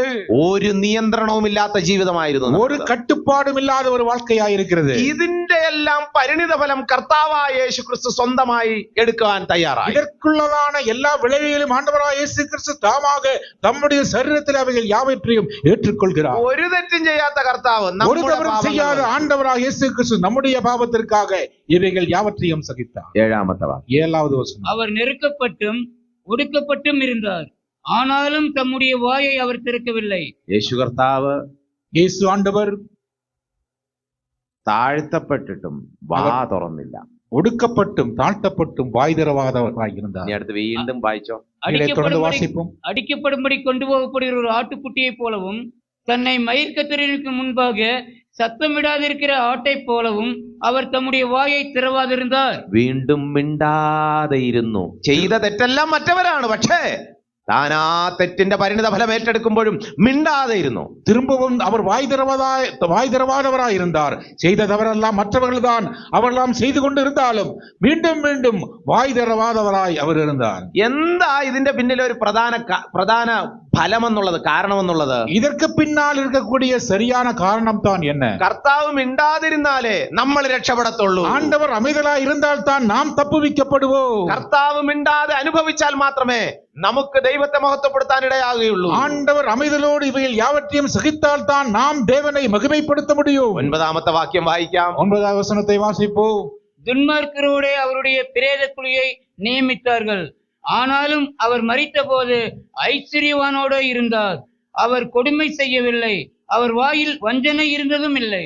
സാഹസമൊന്നും ചെയ്തില്ല. அவர் எந்த விதமான சாகசத்தையும் செய்யவில்லை. വായിലൊരു വഞ്ചനയും വന്നില്ല. அவர் வாயிலே வஞ்சனை காணப்படவில்லை. പ്രിയ സഹോദരങ്ങളെ, அன்புள்ள சகோதரர்களே, കർത്താവായ യേശു ക്രിസ്തു നമുക്കൊരു മാതൃക വച്ചേച്ചു പോയിരിക്കുക. ஆண்டவராய் இயேசு கிறிஸ்து நமக்கு ஒரு மாதிரியை வைத்து போயிருக்கிறார். മനുഷ്യന്റെ പാപങ്ങൾക്ക് വേണ്ടി സ്വയമായി മിണ്ടാതിരിക്കുവാൻ കർത്താവ് തയ്യാറായെങ്കിൽ, மனுஷனுடைய பாவத்திற்காக தாமாக வாய் பேசாமல் இருக்க ஆண்டவர் தீர்மானிப்பாரேயானால் നമുക്ക് എത്രയോ വട്ടം മിണ്ടാതിരിക്കാം. நாம் எத்தனை முறை அமைதலாய் இருக்க முடியும்? നമുക്ക് എത്രയോ വട്ടം മൗനമായി ദൈവത്തിന്റെ സന്നിധിയിൽ ഇരിക്കാം. நாம் எத்தனை முறை மௌனமாக தேவனுடைய சமூகத்தில் நாம் அமர்ந்து இருக்க முடியும்? അങ്ങനെ മൗനമായി ഇരുന്നത് കൊണ്ട് ദൈവം കർത്താവിനെ ഉയർത്തി. அப்படி மௌனமாக இருந்தனாலே தேவன், பிதாவாகிய தேவன் ஆண்டவரை மகிமைப்படுத்தினார்.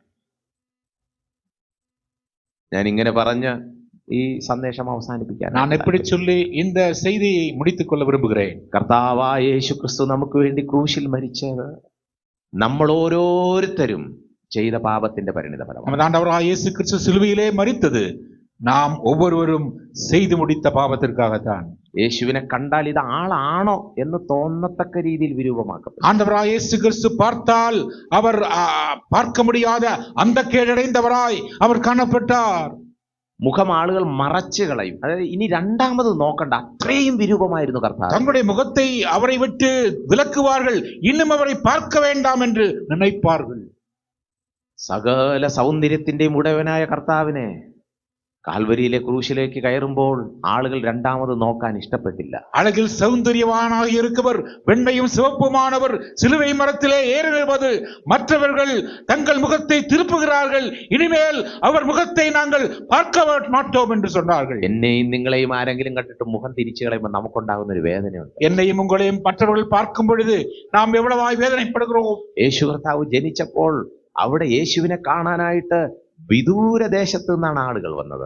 ஆண்டவர் இயேசு கிறிஸ்து பிறந்தபோது தூரமான இடத்திலிருந்து அவரை பார்க்க வேண்டி மற்றவர்கள் வந்தார்கள். യേശുവിന്റെ പ്രസംഗം കേൾക്കാൻ ഗ്രാമങ്ങളിൽ നിന്ന് ആയിരക്കണക്കിന് ആളുകൾ ഒരു കാലത്ത് വന്നു. இயேசுவானவர் பேசும்பொழுது திரளான ஜனங்கள் அவர் வார்த்தையை கேட்கும்படி ஆயிரக்கணக்கான மக்கள் அங்கே சூழ நின்று அவர் வார்த்தையை യേശു കർത്താവ് ചെയ്ത അത്ഭുതങ്ങളും അടയാളങ്ങളും കാണാനും അനുഭവിക്കാനും ലക്ഷക്കണക്കിന് ആളുകൾ വന്നിട്ടുണ്ട്. ஆண்டவராய் இயேசு கிறிஸ்து செய்த அற்புதங்களை பார்க்கவும் அந்த அற்புதங்களின் ஆசீர்வாதத்தை பெற்றுக்கொள்ளவும் லட்சக்கணக்கான மக்கள் அவரை அண்டி வந்தார்கள். പക്ഷെ ക്രൂശീകരണ സമയത്ത്, ஆனால் சிலுவையிலே அவர் மரித்தபோது അവിടെ ഉണ്ടായിരുന്ന ആളുകൾ രണ്ടാമത് നോക്കാൻ തുനിയാതെ മുഖം മറച്ചു കളഞ്ഞു. அங்கே இருந்தவர்கள் மறுமுறை அவர் முகத்தை பார்க்க முடியாமல் தங்கள் முகத்தை அவரை விட்டு திருப்பினார்கள். നമ്മൾ വഴിയിലൂടെ പോകുമ്പോൾ ചിലപ്പോൾ ചില മൃഗങ്ങൾ വഴിയിൽ ചത്തു കിടക്കും. நாம் வழியருகே செல்லும்படி வழியிலே செல்லும் சாலையோரத்திலே சில மிருகங்கள் செத்து கிடக்கும். ഒരിക്കൽ നോക്കും, ஒரு முறை பார்ப்போம், പിന്നെ முகம் തിരിച്ച് പെട്ടെന്ന് പോകാൻ നോക്കും. பின்னர் நமது முகத்தை அப்புறப்படுத்தி சீக்கிரமாய் அங்கிருந்து சென்று விடும். രണ്ടാമത് നോക്കാൻ തോന്നത്തില്ല. மீண்டுமாய் இதை பார்க்க நம்மால் விருப்பம் வருவதில்லை. ഈ നല്ല ദൈവത്തിന്റെ മുഖം രണ്ടാമത് നോക്കാൻ ആരും ഇഷ്ടപ്പെടാത്തതിന്റെ കാരണം ഞാനും നിങ്ങളുമായിരുന്നു. இந்த நல்ல முகத்தை பார்ப்பதற்கு மற்றவர்கள் விரும்பாததற்கு காரணம் நானும் நீங்களும் தான். എന്റെയും നിങ്ങളുടെയും പാപത്തിന്റെ ഘോരതയാണ് ഈ ആളുകൾ മുഖം മറച്ചു കളയും. என்னுடைய உங்களுடைய பாவத்தின் அகோரத்தன்மைத்தான் இவர்கள் முகத்தை அவரை மறுமுறை பார்க்க தவிர்த்து விலக்க நேர்ந்தது. എന്നിട്ട് കർത്താവായ യേശു ക്രിസ്തു ക്രൂശിൽ മരിച്ചു. இருப்பினும் ஆண்டவராய் இயேசு கிறிஸ்து சிலுவையிலே மரித்தார். യേശു കർത്താവ് ദൈവമായതുകൊണ്ട് മൂന്നാം നാൾ ഉയർത്തെഴുന്നേറ്റു. இயேசு கிறிஸ்து தெய்வமாகிறதுனாலே மூன்றாம் நாள் உயிரோடு எழுந்தார். എല്ലാ സഹോദരങ്ങളോടും ഞാനൊരു കാര്യം പറയട്ടെ. எல்லா சகோதர சகோதரிகளையும் பார்த்து நான் ஒரு காரியத்தை சொல்லிக்கொள்ள விரும்புகிறேன். കർത്താവ് രണ്ടാമത് നമ്മെ വിളിക്കാൻ വരാൻ പോകും. ஆண்டவர் மீண்டுமாக நம்மை அழைத்து போக வரப்போகிறார். അന്നീ ജഡശരീരമെല്ലാം മാറി തിളങ്ങുന്ന മുഖങ്ങളായിട്ട് നമ്മൾ കർത്താവിനെ നേരിൽ കാണാൻ പോകുകയാണ്. இன்று நம்முடைய மாம்ச சரீர பலவீனங்கள் எல்லாம் நீங்கி மகிமையின் சரீரத்தை பெற்றவர்களாக அவர் திருமுகத்தை நாம் பார்க்க போகிறோம். നമ്മുടെ മുഖം വിളങ്ങാനും തിളങ്ങാനും വേണ്ടി മാത്രമാണ്, കർത്താവിന്റെ കൂടെ ഇരിക്കാൻ വേണ്ടി മാത്രമാണ് കർത്താവ് താൻ ഈ രീതിയിൽ കടന്നുപോയത്. நம்முடைய முகங்கள் மலர்ந்திருக்க வேண்டும், நமது முகங்கள் மகிமை அடைய வேண்டும் என்பதற்காகத்தான் இவ்விதமான பாடுகளை யாவற்றையும் அவர் அன்று ஏற்றுக்கொண்டார். കർത്താവിന്റെ വരവെങ്കിൽ നമ്മൾ എടുക്കപ്പെടുമോ ഇല്ലയോ? ஆண்டவர் வருகையின் போது நாம் சேர்த்துக் கொள்ளப்படுவோமோ அல்லது கைவிடப்படுவோமோ? കർത്താവിനെ ശരിയായി രക്ഷകനും കർത്താവുമായി സ്വീകരിച്ചിട്ടില്ലെങ്കിൽ നമ്മൾ കൈവിടപ്പെടുക തന്നെ ചെയ്യും. நிச்சயமாகவே உண்மையாகவே ஆண்டவரை இரட்சகராக உள்ளத்தில் ஏற்றுக்கொள்ளவில்லை என்றால் நிச்சயமாக நீங்கள் கைவிடப்படுவீர்கள். ഈ നല്ല ദിവസം മറിയയുടെ തീരുമാനം നമുക്കും എടുക്കാം. இந்த நல்ல நாளிலே மரியாள் எடுத்த தீர்மானத்தை நாமும் எடுத்துக்கொள்வோம். മറിയ ഒരു വർഷം മുഴുവൻ അധ്വാനിച്ചത് കൊടുത്തു. மரியாள் ஒரு வருடம் முழுதும் உழைத்தது யாவற்றையும் ஆண்டவர் பாதத்திலே அர்ப்பணித்தார். ഇതുവരെയും ഹൃദയം ദൈവത്തിന് സമർപ്പിക്കാത്ത ആരെങ്കിലും ഉണ്ടെങ്കിൽ മുഴു ഹൃദയത്തോടെ ദൈവത്തിന് നിങ്ങളുടെ ജീവിതം സമർപ്പിക്കുക. இதுவரையும் உங்கள் உள்ளத்தை முழுமையாக ஆண்டவருக்கென ஒப்புக் கொடுக்கவில்லை என்றால் இன்றிரவு உங்கள் உள்ளத்தை ஆண்டவருக்கென ஒப்புவீங்கள். രക്ഷിക്കപ്പെട്ടവരോട് ഞാൻ ഇങ്ങനെ പറയാം, ரட்சிக்கப்பட்ட மக்களை பார்த்து நான் இப்படி சொல்கிறேன், ദൈവത്തിന് കൊടുക്കുമ്പോൾ അതിന്റെ നാമത്തിന് തക്കതായ രീതിയിൽ കൊടുക്കണം, പരമാവധി കൊടുക്കണം. ஆண்டவருடைய நாமத்திற்காக கொடுக்கும் பொழுது அவருடைய நாமத்துக்கு ஏற்ற நிலைமையிலே கொடுக்க வேண்டும், முழுமையாக கொடுக்க வேண்டும். മറിയയിൽ നിന്ന് നമ്മൾ പഠിച്ച രണ്ടാമത്തെ കാര്യം, மரியாள் நாம் கற்றுக்கொண்ட இரண்டாவது காரியம், ഏത് പ്രതികൂല സാഹചര്യത്തിലും മിണ്ടാതിരുന്നാൽ ദൈവം നമുക്ക് വേണ്ടി സംസാരിക്കും. எந்த எதிர்மறையான சூழ்நிலைகளிலும் அமைதலுடன் இருந்தால் வெற்றி நம்மை வந்து சேரும். ഈ തൈലം പൊട്ടിച്ചൊഴിച്ച് ആ ശുശ്രൂഷ നിർവഹിക്കാൻ വെറും അരമണിക്കൂറൊക്കെ എടുത്ത് കാണത്തുള്ളായിരിക്കും. இந்த தைலத்தை உடைத்து அந்த ஊழியத்தை நிறைவேற்ற சுமார் அரை மணி நேரம் தான் எடுத்திருக்கும். പക്ഷെ ഇതിന്റെ പ്രിപ്പറേഷനോ ஆனால் அது ஆயத்தம் பண்ணுவதற்கு ഒരു വർഷം എടുത്ത്. ஒரு வருஷம் வந்தது. ചിലതൊക്കെ നമ്മൾ കാണുമ്പോൾ നമ്മൾ ചിലപ്പോൾ ഇങ്ങനെ പരിഹസിക്കും, അയ്യോ ഇതൊക്കെ ഇതിന്റെ ആവശ്യം ഉണ്ടോ എന്ന് ചിന്തിക്കും. சிலதை பார்க்கும்போது நமக்கு ஒரு இலக்காரமாக இதெல்லாம் தேவையா, இவ்வளவெல்லாம் வேண்டுமா என்று நம் எண்ண தோன்றும். ഇത്രയും ചെലവിടേണ്ട കാര്യമുണ്ടോ എന്നൊക്കെ ചിന്തിച്ചു പോകും. இவ்வளவெல்லாம் காசு பணம் செலவழிக்கணுமா என்றெல்லாம் நினைத்து விடுவோம். ഇവിടെ ഒരു ചെറിയ ഹോളാണ്, இது ஒரு சின்ன ஒரு ஹால் தான். ഇതിനകത്ത് ഈ 3 ഓർഗന്റെ ആവശ്യമുണ്ടോ എന്ന് ചിലപ്പോൾ ചിന്തിക്കും. இந்த ஹாலுக்குள்ள இந்த 3 ஆர்கன் வேணுமா அப்படின்னு நினைப்போம். 2 മിക്സർ വേണോന്ന് ചിന്തിക്കും. 2 மிக்சர் பக்கம் பக்கமா இருக்கு, அதெல்லாம் தேவைதானா? 6-7 മൈക്ക് വേണോന്ന് ചിന്തിക്കും. 6-7 மைக்ரோஃபோன் இருக்கிற இதெல்லாம் தேவையா என்று நாம் நினைப்போம். ചെറിയ 2 ബോക്സ് വെച്ച് ചെയ്താൽ പോരെ? 2 சின்ன பாக்ஸ் வச்சு செஞ்சா பத்தாதா? ആകെ 3 ദിവസത്തെ പരിപാടി, 3 நாள் தான் ஊழியம் இருக்கு. ഇതിന്റെ പിന്നിൽ ഇതെല്ലാം കൊണ്ടുവന്ന് അധ്വാനിക്കാൻ നിറയെ മണിക്കൂറുകൾ എടുത്തു. ஆனால் இதெல்லாம் இங்க கொண்டு போய் சேர்த்ததற்காக நிறைய மணி நேரங்கள் ஆயிற்று. God honor you. கர்த்தர் உங்களை கனப்படுத்துவாராம். ഇതിന്റെ പിന്നിൽ അധ്വാനിച്ച ഓരോരുത്തരെയും ദൈവം മാനിക്കും. இதற்கு பின்னால் உழைத்து ஆண்டவர் யாவரையும் ஆண்டவர் கனப்படுத்துவார். മിനിറ്റുകൾ കൊണ്ട് ആ ശുശ്രൂഷ തീർന്നു. நிமிடங்களுக்குள்ளாக ஊழியங்கள் எல்லாம் முடிவுக்கு வந்து പക്ഷെ விட்டது. അതിന്റെ പിന്നിലെ അധ്വാനവും കണ്ണുനീരും പ്രാർത്ഥനയും இதற்கு பின்னால் இருக்கிறதான உழைப்பும் கண்ணீரும் ஜெபமும் அதை நாம் பார்க்க வேண்டும். എല്ലാ സഹോദരങ്ങളുടെയും മുമ്പിൽ വെച്ചാ ഈ മറിയയെ യേശു കർത്താവ് പ്രോത്സാഹിപ്പിച്ചത്. எல்லா மக்கள் பார்க்கிற நிலையிலே ஆண்டவர் இயேசு கிறிஸ்து மரியாள் செய்ததை அவர் மெச்சி பேசுகிறார். യൂത എല്ലാവരുടെയും മുമ്പിൽ വെച്ച് കളിയാക്കി, യേശു കർത്താവ് എല്ലാവരുടെയും മുമ്പിൽ വെച്ച് പ്രോത്സാഹിപ്പിച്ചു. யூதா எல்லா ஜனங்கள் மத்தியிலே இந்த மரியாளை குறித்து அவளை கனவீனமாய் பேசினாள். ஆனால் ஆண்டவரோ எல்லா ஜனங்கள் மத்தியிலும் அவள் செய்ததை பாராட்டி பேசினார். ഒരു നാളിൽ നാം ചെയ്യുന്ന ഓരോ ദൈവത്തിന് വേണ്ടി ചെയ്യുന്ന കാര്യങ്ങളും ദൈവം പ്രോത്സാഹിക്കും. ஒரு நாளிலே நாம் ஆண்டவருக்காக படுகிற பாடுகள் பிரயாசங்கள் யாவற்றையும் தேவன் ஒரு நாளிலே கனப்படுத்துவார். ഇവിടെ പായിട്ടവരുണ്ട്, നോട്ടീസ് കൊടുത്തവരുണ്ട്, കസേര ഇട്ടവരുണ്ട്. ആർക്കും അറിയത്തില്ല ആരൊക്കെയാണ് ഇത് ചെയ്തതെന്ന്. இங்கே பாய் போட்டவள் உண்டு, நோட்டீஸ் கொடுத்தவள் உண்டு, பலவிட சரீர உழைப்புகளை செய்தவன், இதெல்லாம் யாருக்கு தெரியும்? ചിലപ്പോ ഒരു മനുഷ്യനും അറിയത്തില്ല, വർഷങ്ങളോളം നമ്മൾ ചെയ്തുകൊണ്ടിരിക്കുന്ന ചില ശുശ്രൂഷകൾ കാണും. பல ஊழியங்கள் வருஷக்கணக்கில் நாம செஞ்சுட்டு இருப்போம்.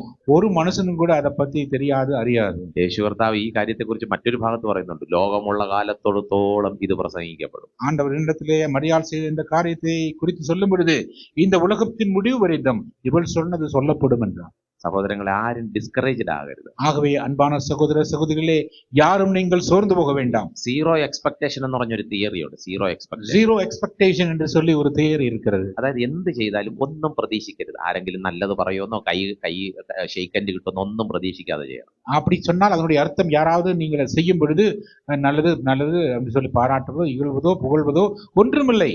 அதுதான். ഒന്നും പ്രതീക്ഷിക്കാതെ ചെയ്യുമ്പോഴാണ് ഒരാൾ വന്ന് കൈതരുന്നത്, ഭയങ്കര സന്തോഷം തോന്നും. யாரும் ஒன்னும் எதிர்பார்க்காம இருக்குமா, நீங்க செஞ்ச நல்லா இருக்குன்னு சொல்லி ஒருத்தர் பாராட்டும் போதுதான் மிக்க மகிழ்ச்சி உருவாகிறது.